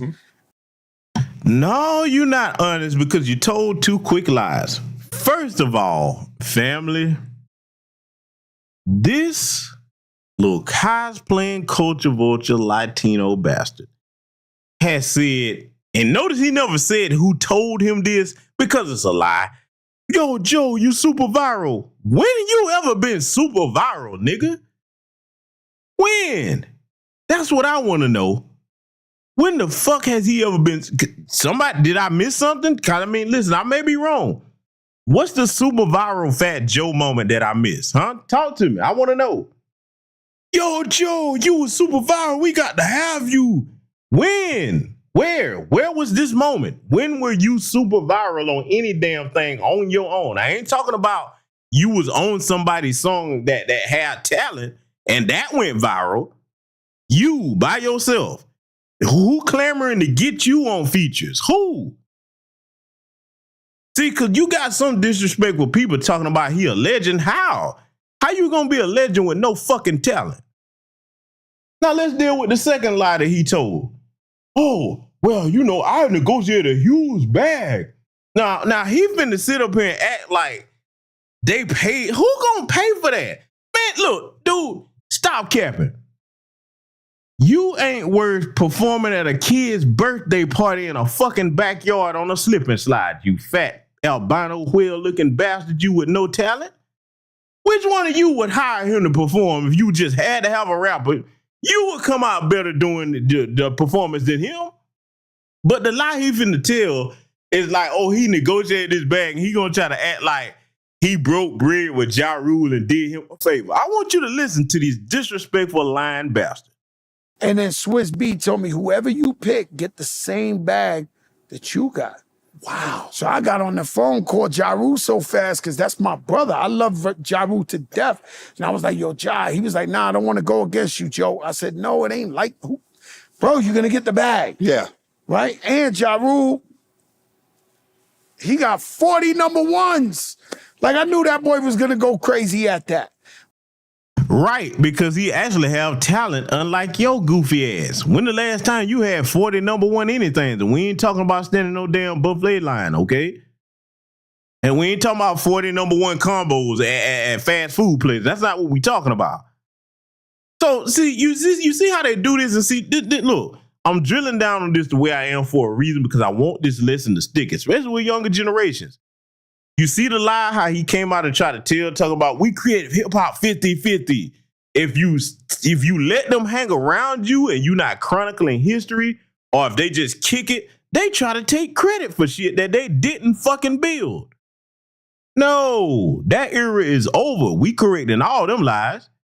You was a guest at best in hip-hop and a student, as some would call you, but shit, I call you as culture vultures. Better be glad it wasn't up to me, because you wouldn't even be in the culture. We would have never, we're like, all right, cool, you doing that, but you're not going to call yourself what we call us. Now, you can say it, but you'll never be officially recognized by the community. That's the standard we need to set now. Let me talk about that. A lot of people don't like when I say that, but don't you know that right now, regardless of what they decide to keep doing, if we all took that mindset, like, that's that unofficial bootleg stuff, we don't acknowledge that, they would lose credibility overnight. And no record label would touch them because if we don't make it hot, then it ain't hot. I want y'all to think about what I just said as we let this lying bastard wrap up. But it didn't matter to me. You know, he's my brother. I wanted him to get the bag. I wanted him to get the shine. Joe, that's real. That's real talk. A whole lot of people would have done that because a lot of times I want to be in a situation, I want to shine, I want to win. And you, hold on, I would rather win than have somebody get equal bag. See, boy, if I was Shannon Instead of Joe, oh Joe, that real, boy, that real. I'm like, oh no, Joe. Let's see how real that is. Let's call Ja Rule right now and see if he co-signed what you just said. That's what I would have did. I'm like, we finna see how real it is. Don't look, boy, if it was my show where he said that lie, I would have had a producer unbeknownst to him calling Ja Rule to have him call in. I'm like, well, yeah, well, Joe, we got a special guest with a chime in on what you just talking about here. You probably recognize this voice, or man, can you imagine? Because I don't believe that worth a damn. No. Like you talking, first of all, you don't have the pull to negotiate no big bag for nobody. The fuck out of here, man. I can't stand that, boy. Let it continue. Yeah, but nah, that's not me. You're a real one for that, though. Yeah, I'm not like that. For me, I wanted to see my brother come back. Right. I wanted him to get the spotlight. Why do that? Or why even feel good spanking up some other rapper that I knew only had 2 or 3 hits and just start spanking them up on there, and y'all have been like, this is whack. Right. You know, what was dope was like Fat Joe been winning for so long, and then Ja Rule, and you know, it was like winning for so long. Listen to him. This is delusion on steroids. He need to go hang out with them bum broke heifers that we reviewed earlier. What rapper you gonna spank up? Who? It ain't nobody black. Now you might get on somebody, look, Post Malone or somebody, maybe you could do that. Look, let me ask my audience. Family, name a black rapper that you think Fat Joe could actually spank up. Who? Cause look, man, I'm gonna go ahead and throw this name out here. And to be honest with you, I can't even really say that he's a clown like that because he just be doing that shit on purpose. Fat Joe couldn't even outround Lil B. But for those of you that don't understand or don't know, Lil B can actually rap. He just be saying a lot of goofy shit. You don't believe me? Go look up that song called Chasing the Rain by Lil B. You'll see a totally different style to him then. So, you know what I'm saying? As weird as he can be, he can actually flow. My brother Daryl said Pitbull. Yeah, you know what? Dad Miller TV. Yeah, hey, Dad Miller TV 2 said Lil Yachty would be at Joe ass. Hey, I believe that. I believe Lil Yachty would get her. Shit, Daryl said Pitbull. Maybe he can hang with Pitbull, but shit, I'm talking about somebody black, like really black. Who he gonna get? Black Truth United says super hot fire. I'm just saying, confirm we got to analyze this delusion, this Latino delusion here. I'll spank him up. Who? It ain't no even female rappers. Who you gonna outrhyme in our community? Man, we got to stop this, man. You know what I'm saying, boy? Oh my God. Boy, I almost said, you know what? I'm restraining myself here because if I almost started using Patreon language, and man, look, I may have to revisit this small segment on there, and then y'all get to hear what I really want to say. But I'm gonna keep it mild here. But we got to start checking this. That's the bottom line, man. Let's let this crowd wrap up. Y'all had a chance to get back out there. Yeah, we went back out there. Ja was doing all his hits, and you know, every time I looked at his wife, I told her sorry. You know what I mean? Because I love Ja. I love his whole family. So you know that to me, that's what it's about. Man, did y'all hear this nonsense? I looked at his wife and told her sorry. Who the fuck do he think he is? Man, you New York niggas, bruh, the ones of you that co-signed this bastard right here, this is your fault. Look at this, man. This dude sitting up here talking like, oh, boy, he just rhyme scheme supreme. I'm going to spank him up. Oh, well, I got in my bag. I told his wife I was like, shut up, man. Get your goofy cosplaying ass the fuck out of here, man. Family, listen. I think I made my point tonight about these rules of engagement. So salute everybody that contribute to the broadcast. We're going to be cooking on a lot of other topics coming up. We're going to have to really address some things over on Patreon. I'm going to have a couple of broadcasts coming up over there that's going to be teaching several other lessons. I'm going to really go ahead and just lay into that because it's something I'm going to have to really make clear. But bottom line is, understand the rules of engagement. As foundational Black American freedmen, we don't let these people play with us, disrespect us, no matter what the situation is, whether it's political, social, cultural. We got to put an end to that because I'm going to say it one more time. You teach people how to treat you, okay? So make sure that you take this to heart. If you hadn't already hit that like button, go ahead and do it. And with that said, Black First, I will see you all in future content.